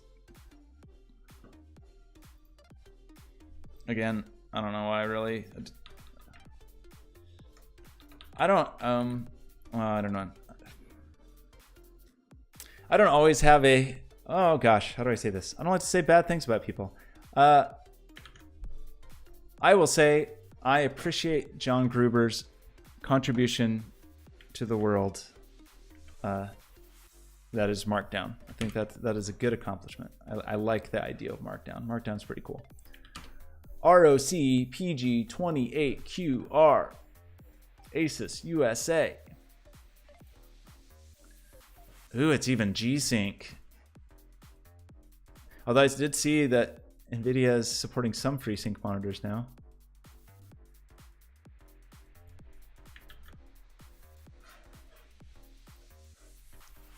Ooh, where's that gross Jupiter? Gross, get it out of here.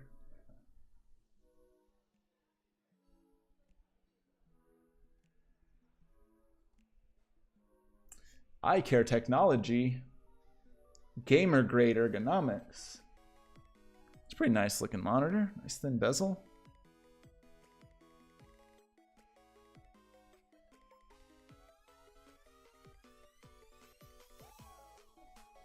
WQHD. I mean, I feel like that's kind of the minimum on a 27-inch. I know you can get HD 27-inch displays, but at 27 inches, I feel like that does not look great.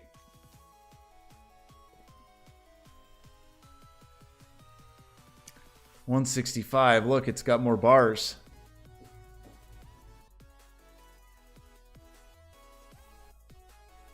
No tearing.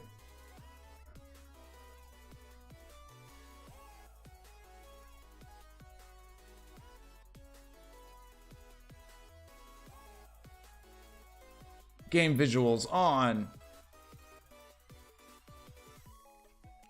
Cool. What kind of panel is it? I feel like a lot of fast gamer displays are still TN panels. What, because they have lower latency?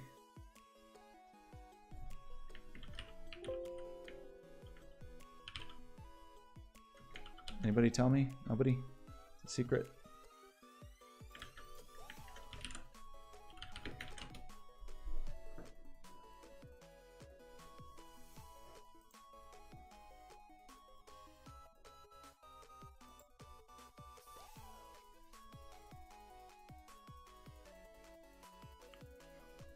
One millisecond. Oh, they do have an IPS version. That's cool. It's probably just not as fast. I mean, I you know, like in sort of the design and professional grade monitor world, you almost hear similarly to that hard disk versus SSD analogy, the TN versus IPS technology. But I know that TN panels tend to be faster. All right, I think that is true. I shouldn't say I know that.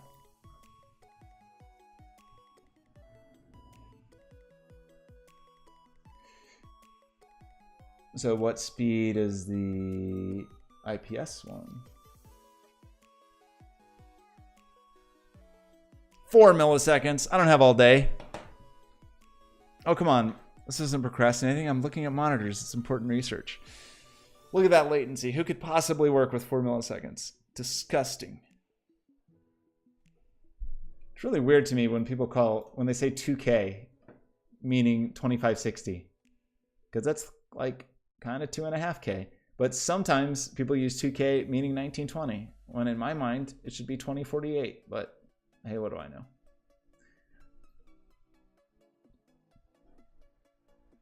I would like some higher resolution monitors. These are both 24-inch HD monitors, which are is mostly good, but I would, if I see some miraculous deal for new Dell displays for 20, I would like 27 inch instead of 24, and I would like WQHD instead of HD. That's my wish list. Let's add it to the wish list.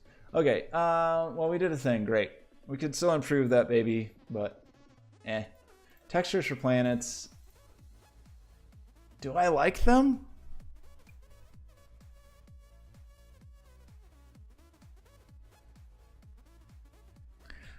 We'd need to design more.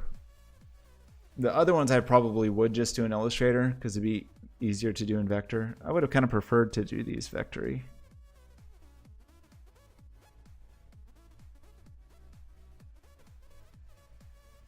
I was trying to think of names for the, yeah, tell me your conundrum. I was trying to think of names for this thing, and I came up with one that I thought was good, and then I realized it's already the name of a game. Because I was thinking of like we talked about the other day, like seeding life, like these are seeds and sending them out, and I was thinking like Starseed's a good name. But then I remembered a game that I really like, actually, that I think is an underappreciated game called Starseed Pilgrim. I don't hear anyone ever talk about it, but it's pretty cool and weird and noisy, and I like it a lot. It was kind of hard, and it was kind of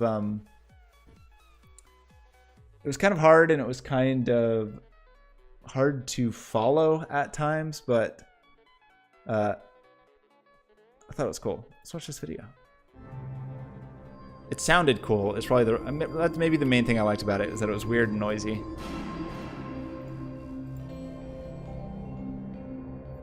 But you had these certain kinds of blocks that you could use, and you had to navigate this world by creating these blocks. If I remember, it's definitely been some years. This game is great. I like this game. Listen to that weird drone. That's the drone I was going for. Maybe I should stream some Starseed Pilgrim.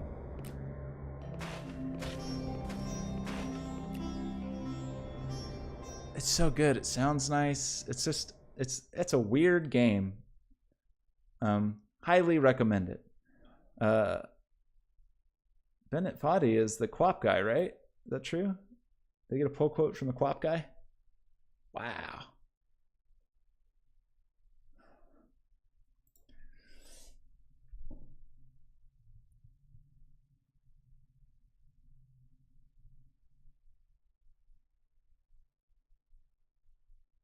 Oh, eat lots of fruit. Well, hello, John. Welcome, and thank you for the reminder. Should I make... Okay, I don't have any fruit, unfortunately. We could make some space fruit. Draclin was just distracting me with monitors, and then we were about to talk about this Unity thing. Okay, Draclin had a pear. He's doing great. I had some burritos earlier with tomatoes in them, and as we know, that tomatoes are a fruit, of course. They also had avocados in them, which, as we all know, avocado is a berry, I think. Is that true? I think if you look it up, everything that you think is a berry is not a berry, and everything that you think isn't a berry is a berry. Like a strawberry is not a berry, but a pumpkin is. I think those are the rules. I think that's actually how it works. Thanks for joining, John. Draclin. Yes, of course. Absolutely. Yeah, that's kind of true. Almost anything with berry in the name is not a berry. Let's take a look. This is an important research. Botanical berries, I think, is the thing we want. So let's go through, and I think that, yeah, Wikipedia has a handy list of, these are things that are berries: avocados, bananas, barberry, that does have berry, strawberry tree, but that's not the same as a strawberry, crowberry, coffee berries, gooseberry, eggplant, of course, elderberry, gooseberry. I don't know what these are. Okay. Oh, mangosteen. Sapodilla, grape, honeysuckles, persimmon, and of course pumpkins, cucumbers, and watermelons are all berries. Things that are super not berries are drupes, like cherries. So cherry is not a berry. Aggregate fruits like blackberries and raspberries are not berries. accessory fruits like strawberries, also not berries. So I hope everybody learned something. No, those are, yeah, right. Watermelon is a berry. Yeah, you got it right. This is perfect. Maybe we should make a project about that. So Draclin, Draclin and I were just talking about a project he's gonna work on.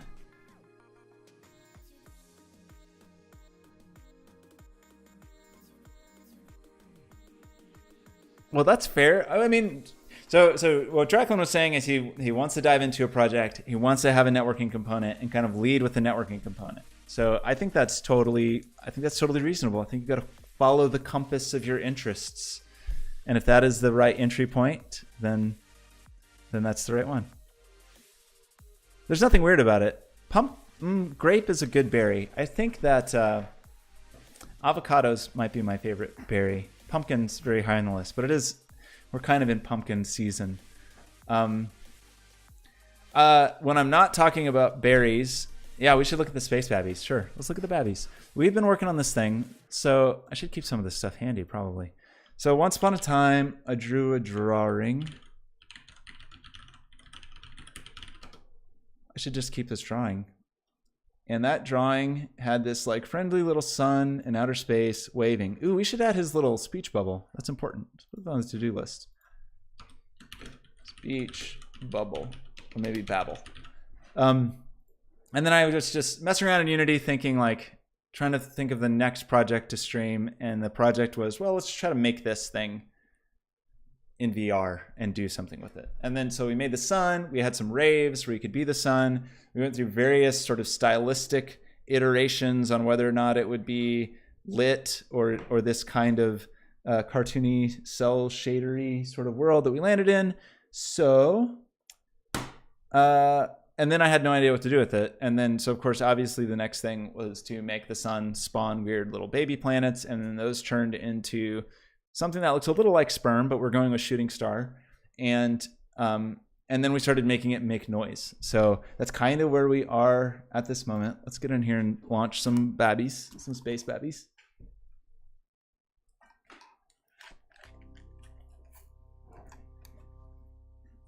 So really the main thing, yeah, we got to fix that. I made the planets bigger, and I was just putting textures on the planets, and I don't know if I like them. So the first and most important thing was to just like dance as the sun and do little sun dances. This is the sun signature move. And then we started doing this thing where the sun could like build. Yeah, we got to turn the trails off while the babies are spawning. And then you can shoot those, and they fly around and they'll hit. And I just introduced some bugs that make those lines not look great, which I should probably fix.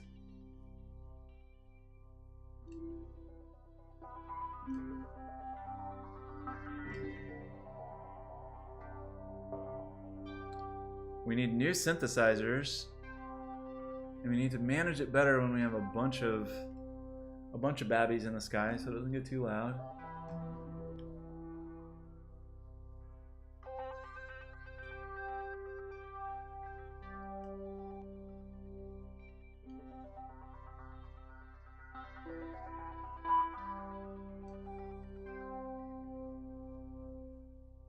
Need more planets.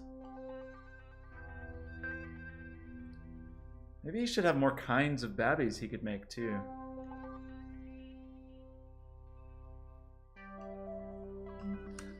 Anyway, that's where we are with the babbies now.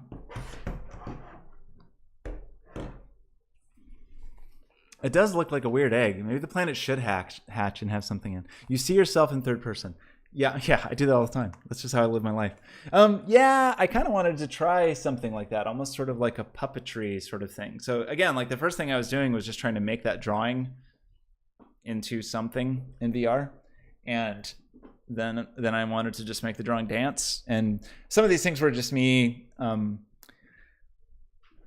kind of testing some new tools that I haven't spent a lot of time with. Like I wanted to do the arms with Final IK because I have an upcoming project that I'll need to use Final IK. I wanted to refamiliarize myself with Curvy. I wanted to get used to writing shaders in the lightweight render pipeline for Unity and get back to doing stuff in Audio Helm. So a lot of this was just sort of skill building under the guise of making a dancing planet. What else was I just remembered something I needed to add to the to-do list. What was it? I forgot already. You know, we probably want more planets. Oh yeah, we were doing textures for planets. We need more planet textures. Yeah. Anyway, this thing will probably not be too much more dramatically complicated than it currently is. But I'm going to try to make it, you know, something interesting. Awesome. John, thank you for stopping by. Super appreciate it. I will definitely, well, you just exploded, so I'm sorry for my loss. I'm sorry for my loss that you exploded. I want to check out your channel sometime. So, is there anything on this list that we actually feel like doing right now? We got babbies. We need more sound. Let's fix that one trail problem where the babby's tail is drawing. So I feel like there's a couple problems actually. When you're first spawning a baby, I kind of want it to be a sphere and not already a teardrop. I sort of want it to not be a teardrop until it starts to fly away. So that's a thing. And I kind of want it to, I don't know if I care if it extends.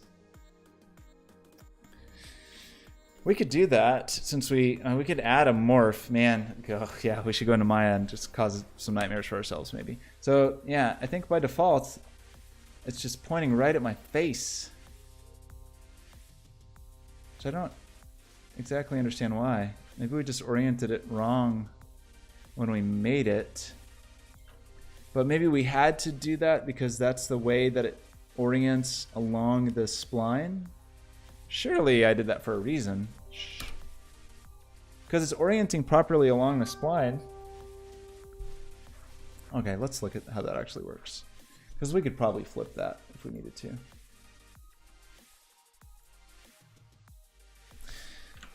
Easy answer. Did I end up facing the wrong way?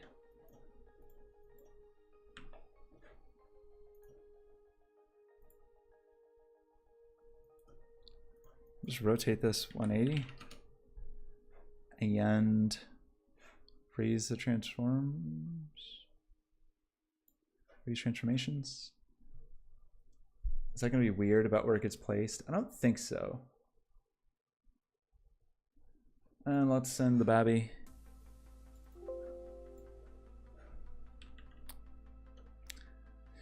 So Draklin, just to recap, you are gonna just start building a simple networking component for Unity, and then you're gonna start building on top of that to make the thing, right? Is that the plan?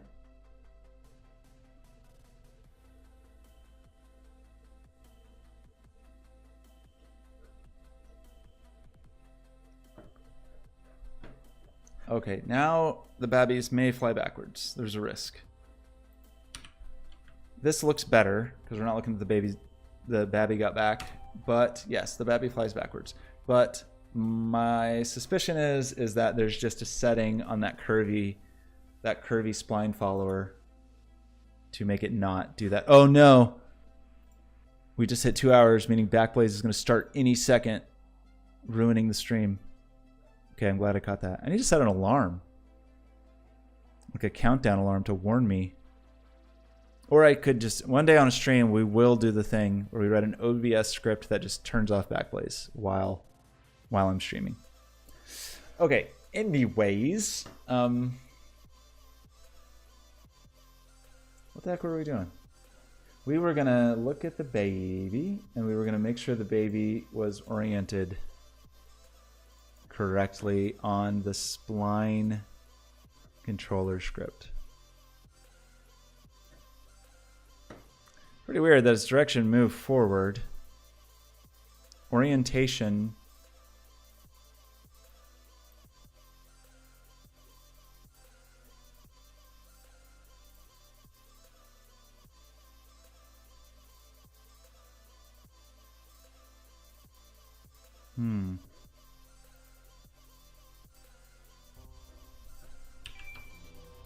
Nope. That's very strange. Oh, I know why. It was actually correct before. Okay, gosh. No, this was already right. We shouldn't have done this. We blew it. Let's send that selection to Unity. We should instantiate it facing the other way, actually.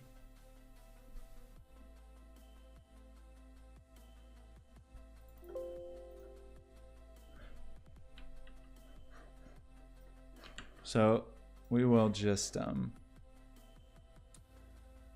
when we spawn it, let's rotate it around. It's facing the correct way technically. We're just looking at it backwards. So when we instantiate, we will just, we're setting the local position. So let's just also set equal to Euler quaternion dot Euler angles.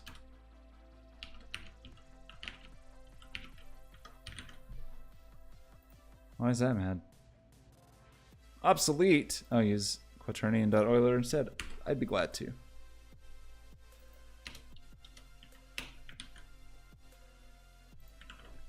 Let's try this instead.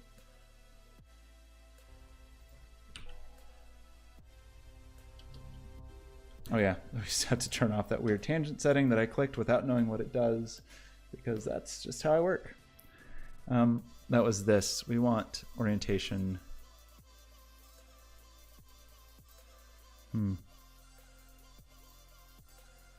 I feel like we could have come up with some way to get around it there. Oh, we should also clean up this stuff. This is not tidy. We should do this in code. Like, some of the stuff let's tidy this up while we're at it. So we want to turn off the baby's tail. Only once we start, we want to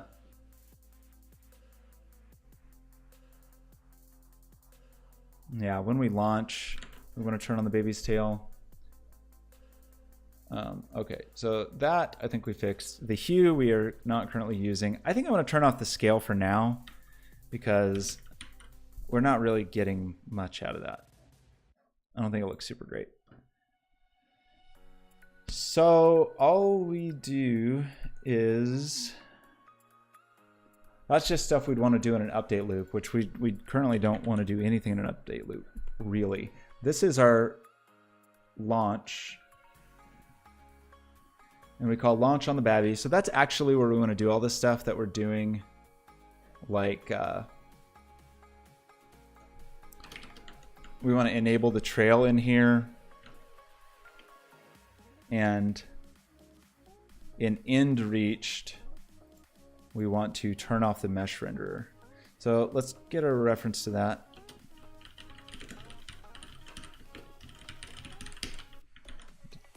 Cram this in up here.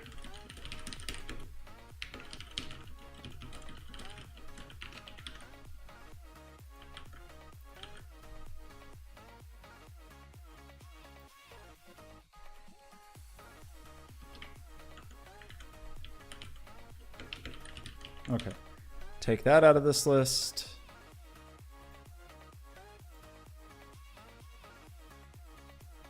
No, don't, no. Okay, the particle system, now we want a reference to that as well. That is actually a child, so let's get a actual reference to that. The trail is as well, so for both of these,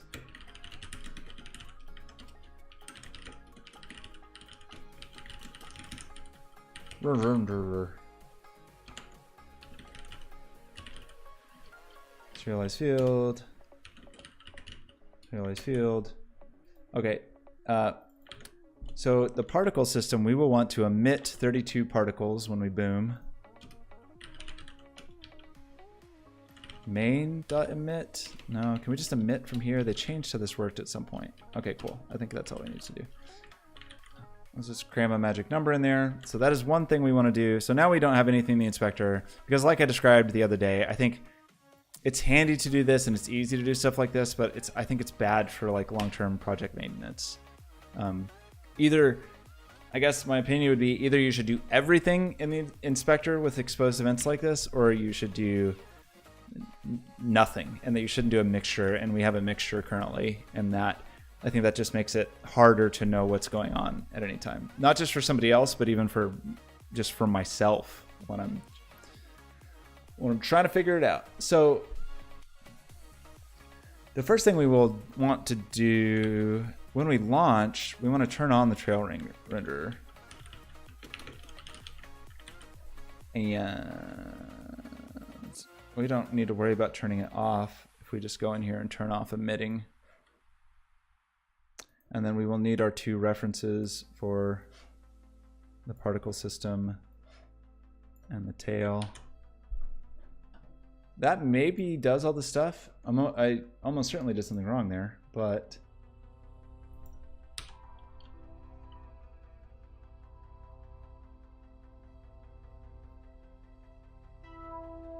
okay, that seemed to do the thing, right? Let's make sure the trail render warble is fixed. Let's just hit. Okay, yep, let's just hit the wrong shortcut 6 times.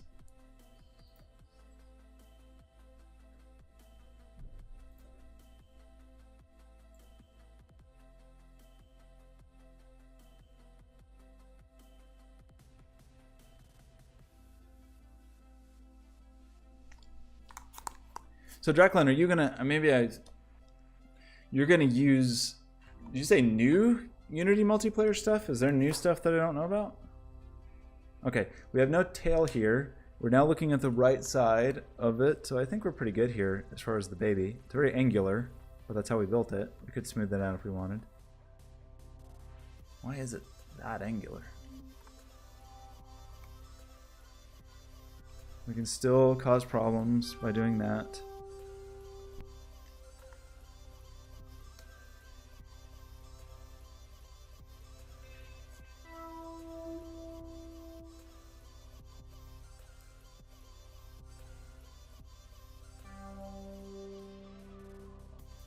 Probably turn off the trail renderer when we hit. I'm torn on that because it doesn't look great going into the planet, but it wouldn't look great just turning off either.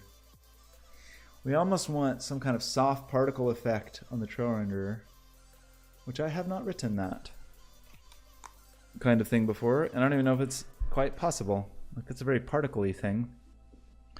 Alternative is to just try to really hide the base of the collision with more particles, and that could be all right, right? People like particles. I like particles. Okay, so that's good. We fixed like three issues that weren't even on our to-do list. I can't do that though. I gotta start adding things to the to-do list, so I feel like I'm really let's add these to the to-done list.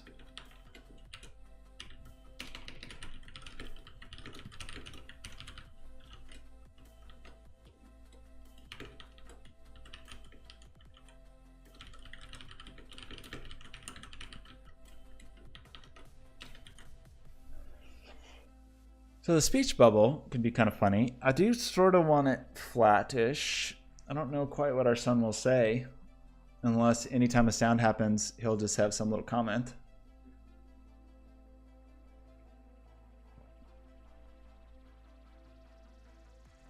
The expressions for the sun is an interesting one. I have quite a few thoughts on that, but I just don't know. Here's what I think the answer is. I think what I would probably do is go into Illustrator, where it would be really easy to design, and design a set of 5 expressions for the sun, like neutral, happy, sad, crying, whatever those few expressions would be. And then I would make sure that the curves of each of those had the same number of vertices in them, and maybe just take those curves straight into Maya and then make geometry out of them, and then try to make morph targets, whatever Maya calls them. Are they called morphs in there? Blend shapes. C4D calls them morph targets. Maya calls them blend shapes. And then we could build up a Mecanum state machine in Unity to just slide between those expressions. That might be kind of cool. It's a lot of work for a very simple thing, but it is a workflow I would be pretty interested in learning about, because I just haven't done enough of that stuff. Textures for the planets we got to start on. I'm tentatively saying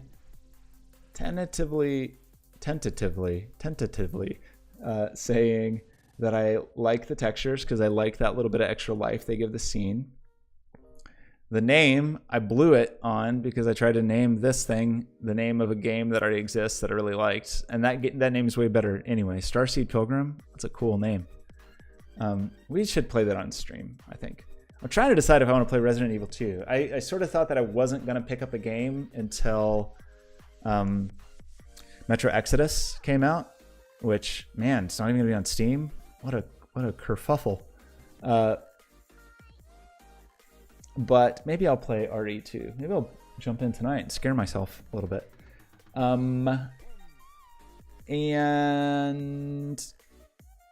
I just distracted myself. Anyway, a name, some logo, some little splash screen, some little simple thing to, like, again, our only goal here is, like, let's try to make this some kind of complete thought.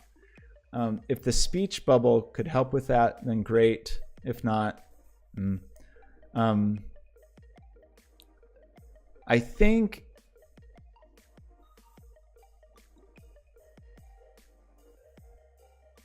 here's what might be cool is if we had a set of, oh gosh, the changing the synthesizers on the fly is problematic in Audio Helm, if I remember correctly, because you have to have the synthesizer set up at the mixer level, so they have to sort of be hard coded.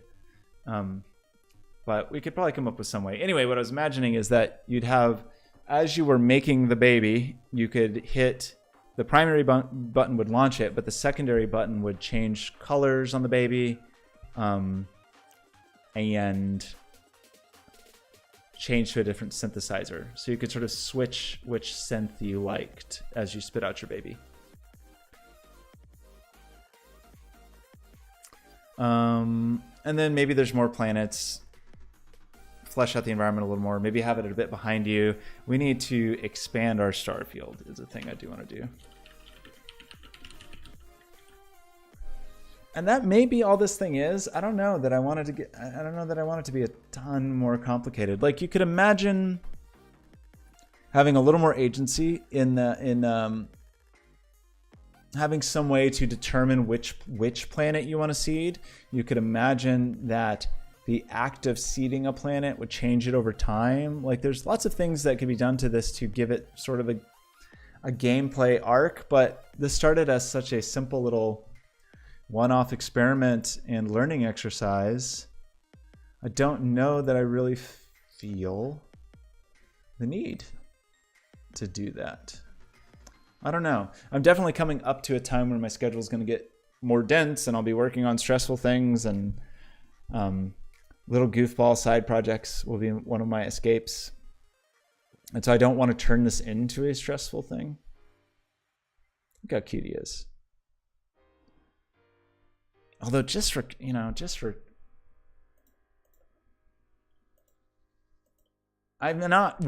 not 100% sold on the cartoon, on the cartoony look. I'm 87% sold. Like, I could maybe convince myself. Let's see, what do we need to cut out? What other shaders do we have that are weird? Like, I want, oh, not boom. That's what it is. Boom, star, trail, outline. Like, if we switch these back to being lit, there's really something to this. There's definitely something to this one.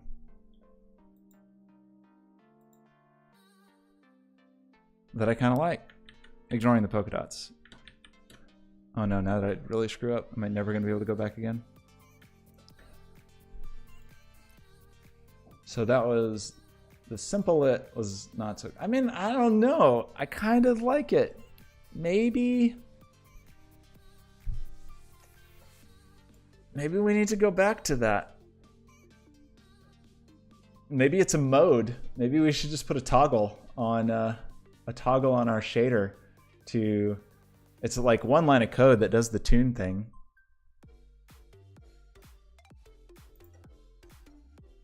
The emissiveness is something,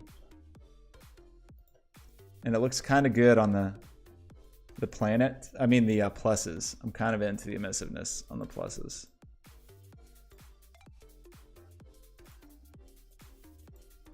Ooh.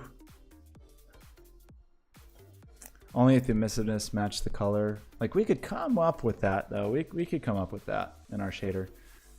We don't need any of this crap though. Man, what's the right answer? Let's just go back to our shader. Let's keep our outlines because I do like our outlines. And just let's take another gander at what it's like if we just say light is equal intensity.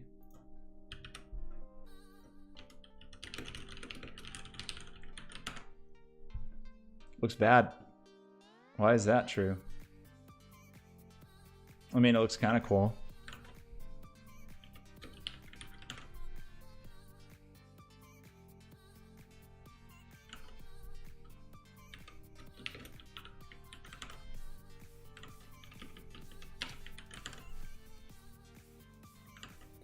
A real subtle shading. Is that better than the cell shading? Man, I don't know the answer.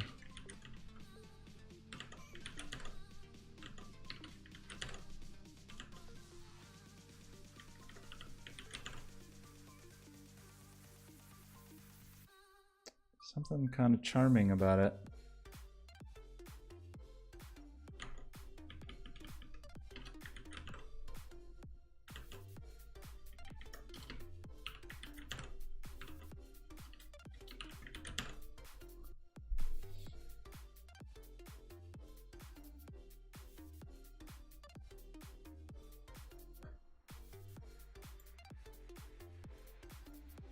Maybe it should just be a toggle.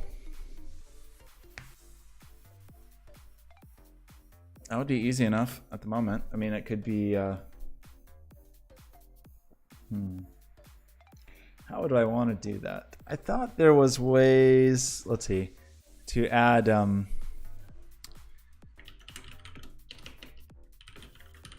Oh, that makes a variation though.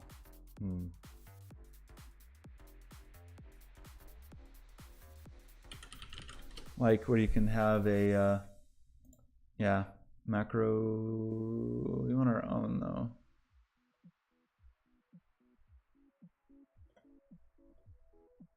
Can't you have custom ones?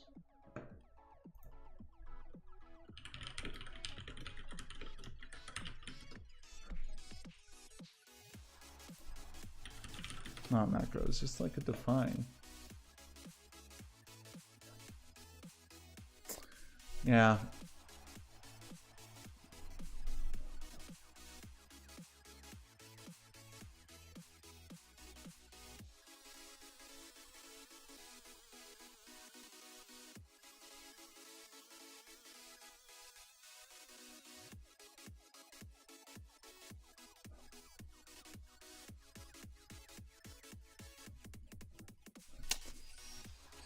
I don't know.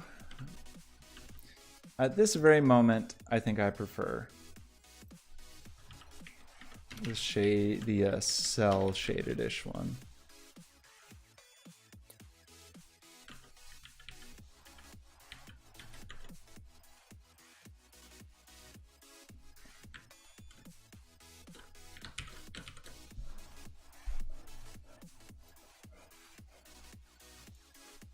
Get in here and look around.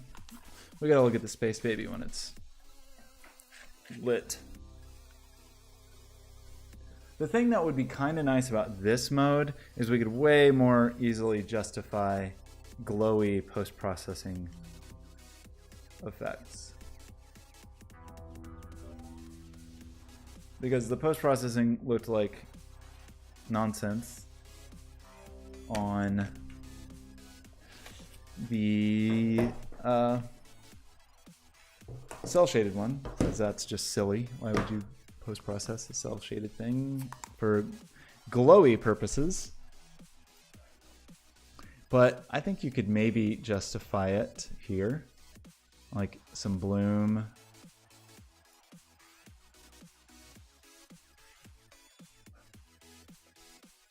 Maybe that's the only one I would actually add. Ambient occlusion wouldn't really do much. Could maybe add a little, I think we tried it, but it would just add potentially a little bit to the corner, the nooks and crannies of the pluses. I'm just being indecisive about what shader approach to use, this kind of lit one or the cartoony cell shadery one. There's things I like about both of them, almost to the point that I kind of just want to have it as a toggle, which would be easy enough. Do we have any of those things handy?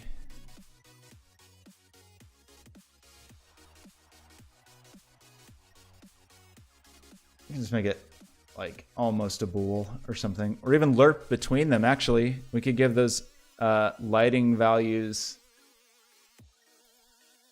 have the ability to lerp between our cell shaded-ish lighting and our smooth lighting. That would be kind of weird. Let's do that for kicks.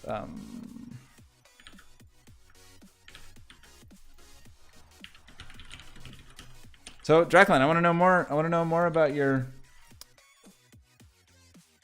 Unity networking strategy.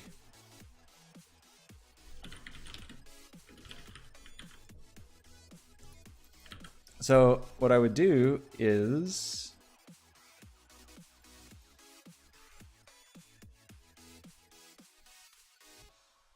this one we definitely did not like. This one was not good.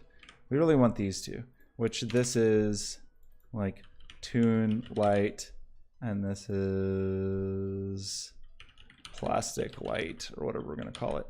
The one issue with this is it probably will boil down to something that's more than a slider, but this would definitely be the easy way.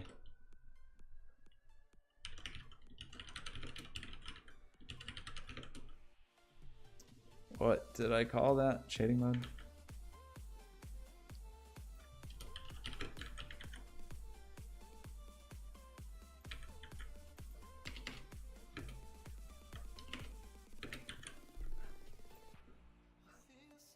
Oh, that's super broken. Just tremendously broken. What did we do? Semicolon. Rookie mistake. Oh no, that was the bad one. That was the bad. I kept the wrong one. We want this one. That was the easy one. Oh yeah, okay. This was the one we didn't like, is where we did the multi-step cell shading. Just didn't look very good. Okay, so now we can at least do, so let's ditch post-processing. But on any one thing, oh man, this is a little weird, because this would be a per material thing, which is not ideal. There's ways to do shader overrides. So we could do something like this. Whoop. Turn it from cartoony to cell shady on the fly. That's kind of cool. I think I'd want some kind of a mission. So instead of fading with the like fading to black, we would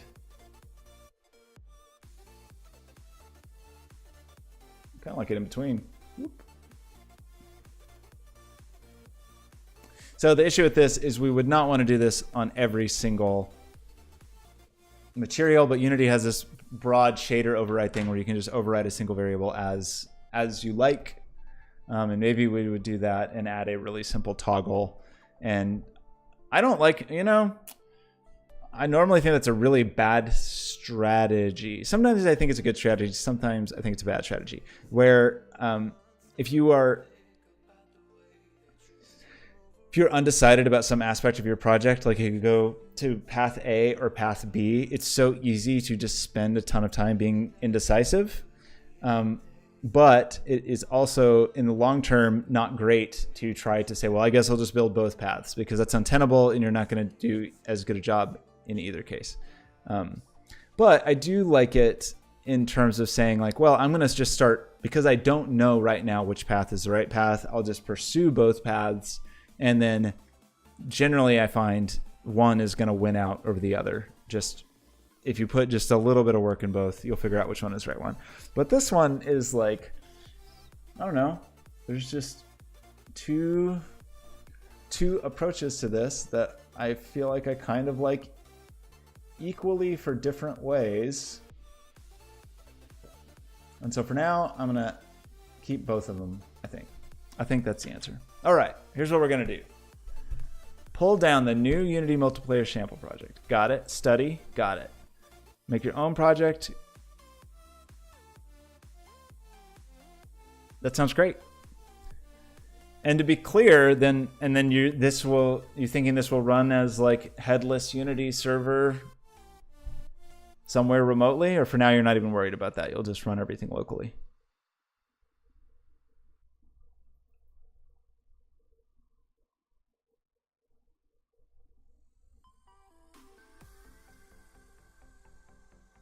What else do we want to do? So let's add a host. Yeah, that's fair. That seems... And does that need any remoteness? Like, how does that work? Do you need to know other people's IP addresses? Is this like old school Quake?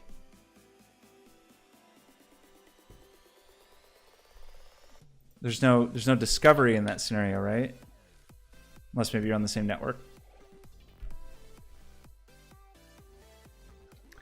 I'm gonna say let's add a toggle render mode, because I like them both right now. Oh, okay. So the Unity can do the matchmaking in that scenario, or does that require you using like in that client as host thing? Unity can do matchmaking. Actually, now that I say that, I realize they'd made an announcement that was like, whatever happened to this? There was an announcement of this. Last year, Unity made an announcement in the summer that they were teaming up with like some specific something that was a Google Cloud component for Unity multiplayer stuff. But I don't know what happened to this. It like was announced, was that like at Google, whatever their big thing is, Google I/O, is that what it's called? All this stuff, I feel like this was announced and then never happened. Like, what happened to this thing?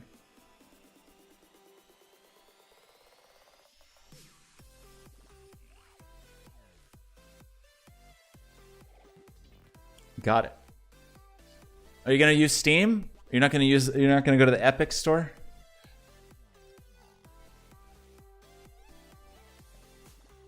I was kind of interested in this when it happened. So here's my near-term needs for Unity networking. So once upon a time I was working on Steam is now available on the Epic Store. What? Is that true? Some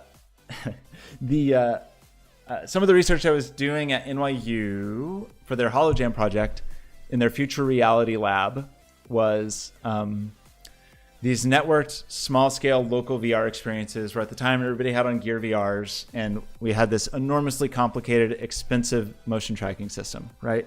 But when the Oculus Quest comes out, I know they demonstrated some of this when they announced it, where you could have multi-user shared social VR spaces. And so I don't know what the networking of that is like. Like, it seems a little complicated because you have to agree on the space, and then you have to agree on your position in the space, and you have to simultaneously share that with everybody. And I just don't know if that's going to be a like out of the box thing that Oculus or Unity is going to offer, or if that's something that will need to be kind of built from scratch. We had a custom UDP server that was just constantly spewing out everybody's positions at all times, and I'm very curious how that's going to work with Oculus Quest, because to me that's one of the cooler possibilities of Oculus Quest that's been really expensive or difficult before. We did it with its expensive motion tracking system.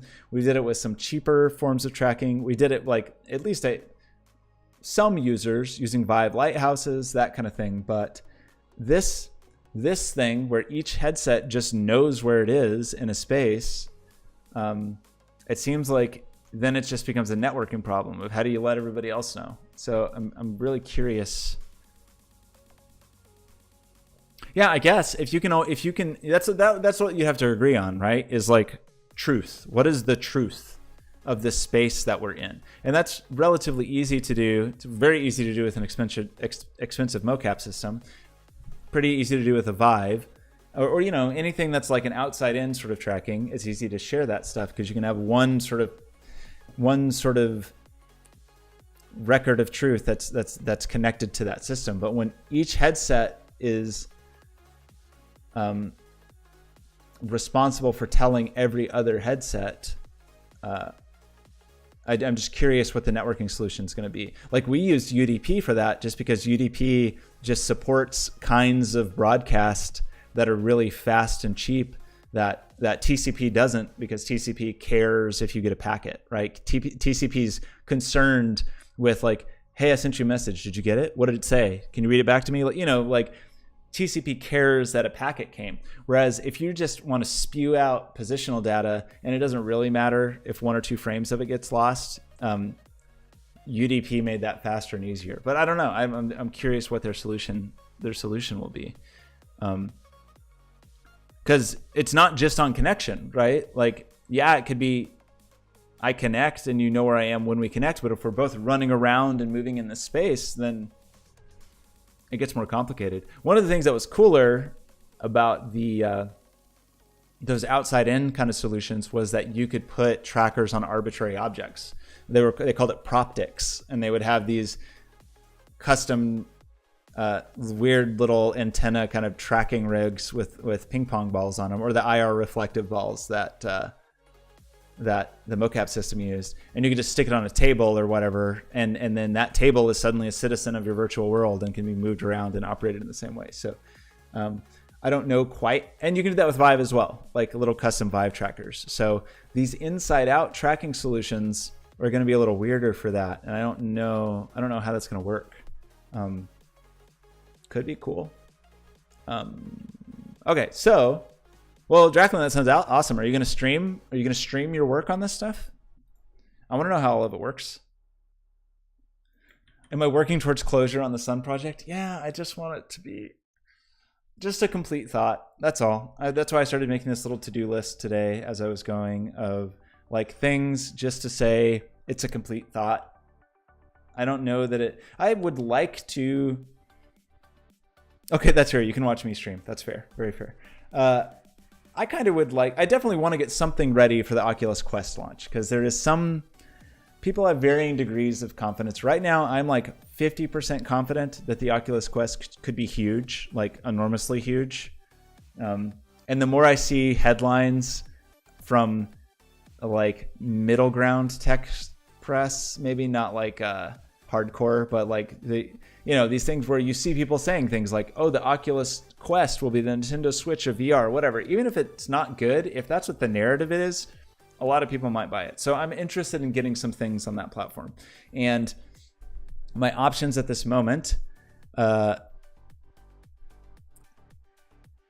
either take some of these little goofball things that I have partially in flight and flesh them out enough to where they're worthwhile to release, or take an existing older project like Ostinato or Velodic or something like that and try to quickly get those ready for a release that I don't know when that release is. They say spring, so maybe May is the guess, April or May, knowing that those times will be busy for me. Or do neither of those things and just try to do something totally different and totally new. And that's what I'm sort of leaning towards, because I'm imagining this thing that's a weird synthesizer world where you just reach inside of a galaxy, like a swirling galactic glowing ball of gas, and just pull out little planets and stars and things, and they'll be interconnected and they'll all make noise and it will sound like crazy music. And maybe that's the real thing. This was sort of the testing ground for that. But I need to give myself a deadline on this, probably. I'm not ready to do that right this minute, but I will.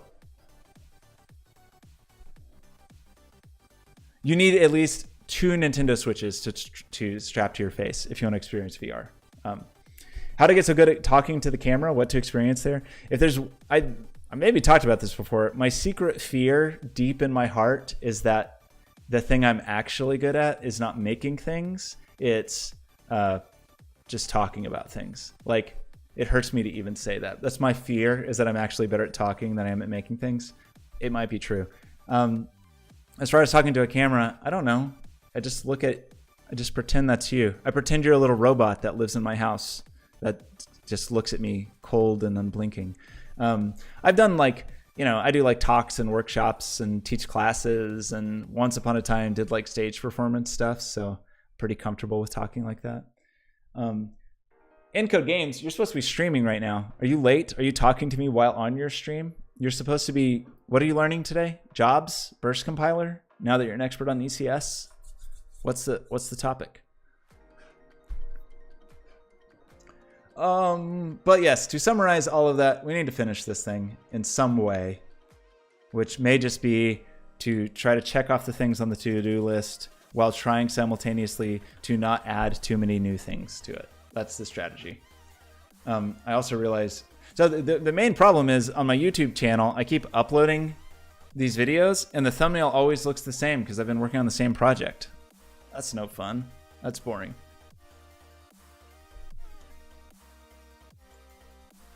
You don't know what I'm referring to? Why? Why is that? I'm looking at your channel right now. Are you? Oh no, can I not do that? Wait, oh. I'm gonna break everything. I'm gonna accidentally break my stream trying to switch to yours. You're clearly not streaming. Go start streaming. I'll raid your channel. I've never raided anyone in before. It'll be my first raid. With my 4 whole viewers at the moment. One of which is you. One is Draklin. The other 2 are probably bots. So it'll be great. You'll have the worst raid of your life. But I think there's a Twitch achievement for raiding, and I think you're supposed to raid like 100 times or 1,000 times or something insane. So I'm not doing so great on that. Let's see.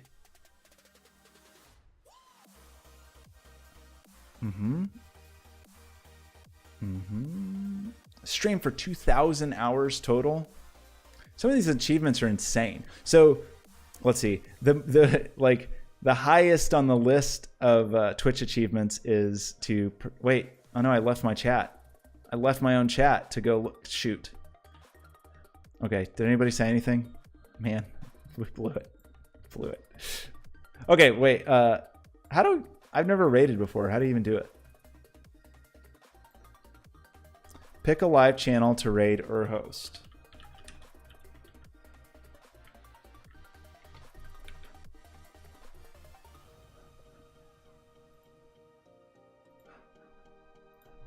I think you have to raid like 1,000 times. That can't be right. I got distracted before I did it. This is not showing up now. Anyway what? Oh, well, I did realize one thing I meant to do that I forgot to do, which was okay. Sorry, let's switch back here momentarily. I do want to slide the slider in this direction and just quickly run it that way and get a screenshot. Just a quick little jaunt.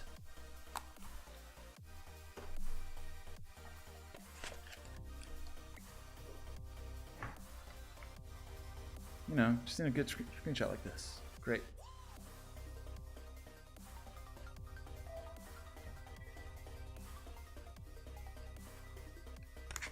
That's all we need, you know? It's kind of, nice YouTube thumbnail. It's not too much to ask. Okay, we stop this. We stop all of this. We switch over here. Thanks for joining me, everybody. How do I do this? Can I not? I'm bad at Twitch. No, okay, I can do it now. Great. If I push this button.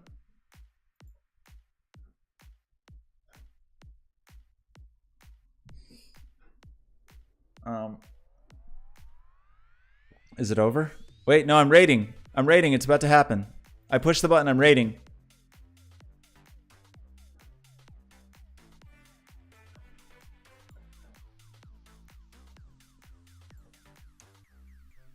I guess I'm done. Because I hit the raid button. So I think this is over. So I'll just say goodbye. Goodbye.